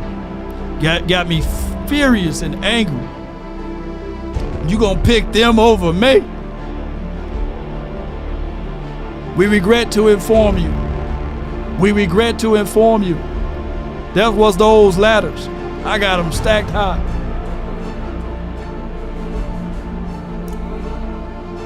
But also it taught us that when you get the no and when you get the rejections, you are getting closer to the yes. And then you will appreciate the yes a whole lot better than receiving it on the front end. And that, my friend, ladies and gentlemen, should be the battle cry of those players who didn't get their name on the wall, that didn't get the opportunity to be here and playing with the silver and blue. Yes, indeed, Scorpio, and you will get that too. We regret to inform you that you are overqualified for this position and role. Meaning that you will cause chaos. So everywhere you walk, you're too knowledgeable. But just like if I were to pour some bleach in this container and shake it, the bleach will eventually come out. This bottle can't contain the greatness that's here. This bottle can't contain what's inside because it's not built for it. It's not meant to be held for that particular substance. Greatness is inside of you. And no matter who shake this thing up, eventually your greatness will ooze out. Yes, indeed. Marathon Law from IROC. Appreciate you for your love and support of the nation. So when they say, Law, why don't you ever give up? Why don't you ever fold up? Because my mom said one way or another, we're going to continue to fight. We're going to continue to grind. This is just a walk in the park for me. It may be hard for you, but it's easy for me. But my mindset is already set to be great. And we're going to be great. Because these things right here, I've already seen the rejections. I've already been through, we regret to inform you. But now the people that's rejecting you, they want to be with you. They want to pay you double now. Sometimes triple. Because they couldn't see the greatness in you on the front end. Doesn't mean that the greatness will not be revealed on the back end. And the greatness is all around you.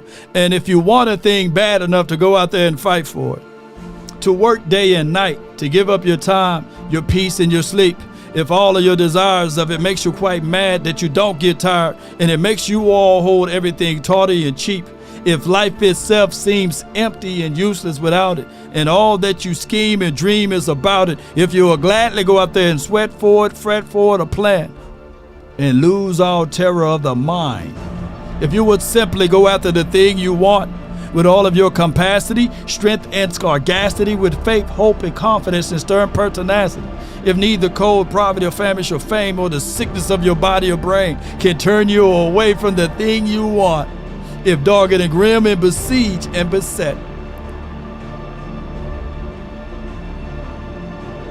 with the help of Almighty, guess what? You will get it, baby. You gotta want the change. Ain't this right, Alvarez? You gotta want it. You gotta want it so bad that it keep you up all night. It keep you going back over and over again and saying, what did I say wrong on the interview? Why they didn't select me? And then you get that phone call. It will happen just in those orders. And if not, you already know how it goes, y'all. Y'all know how it goes. Let's get on up, baby.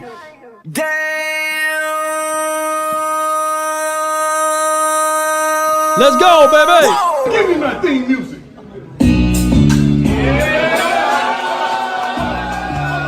Come on. Hey. Hey. Yeah, baby. I just want to run it up. I just want to run it up one time. Come on, baby. Hey.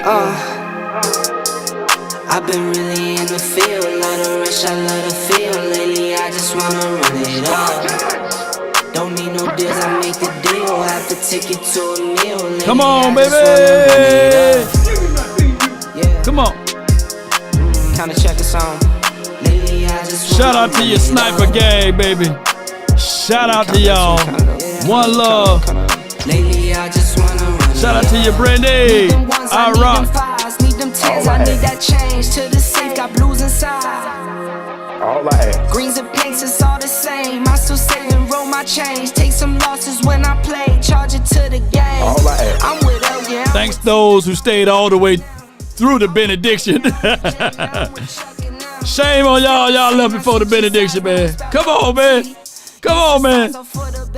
How y'all gonna leave before the final word? You just rock what's on the shelf and I'm not feeling it. Search for the one, but baby girl, it's nothing really this. Can't trust a soul, I keep her here, but call it too legit. Come on.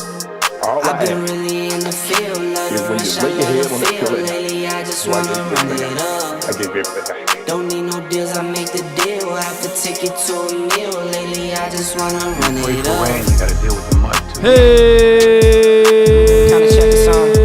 Lately, I just wanna run it up. Long. You supposed to be at 100 million subscribers right now. But did you hit that like button? Did you share this content? Did you subscribe to the nation? Where you at? Where you at? You supposed to be able to help me out. I thought you supposed to help a brother out. Like this motherfucker don't miss. No, he's fucking good. That motherfucker don't.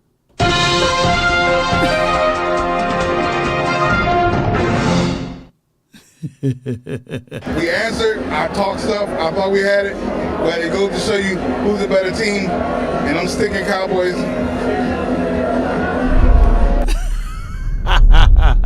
Let me get this going up out of here, y'all, man. Appreciate y'all. One love. Salute. And them stinking Cowboys. You're crying. I had cut them off real quick because I got to go.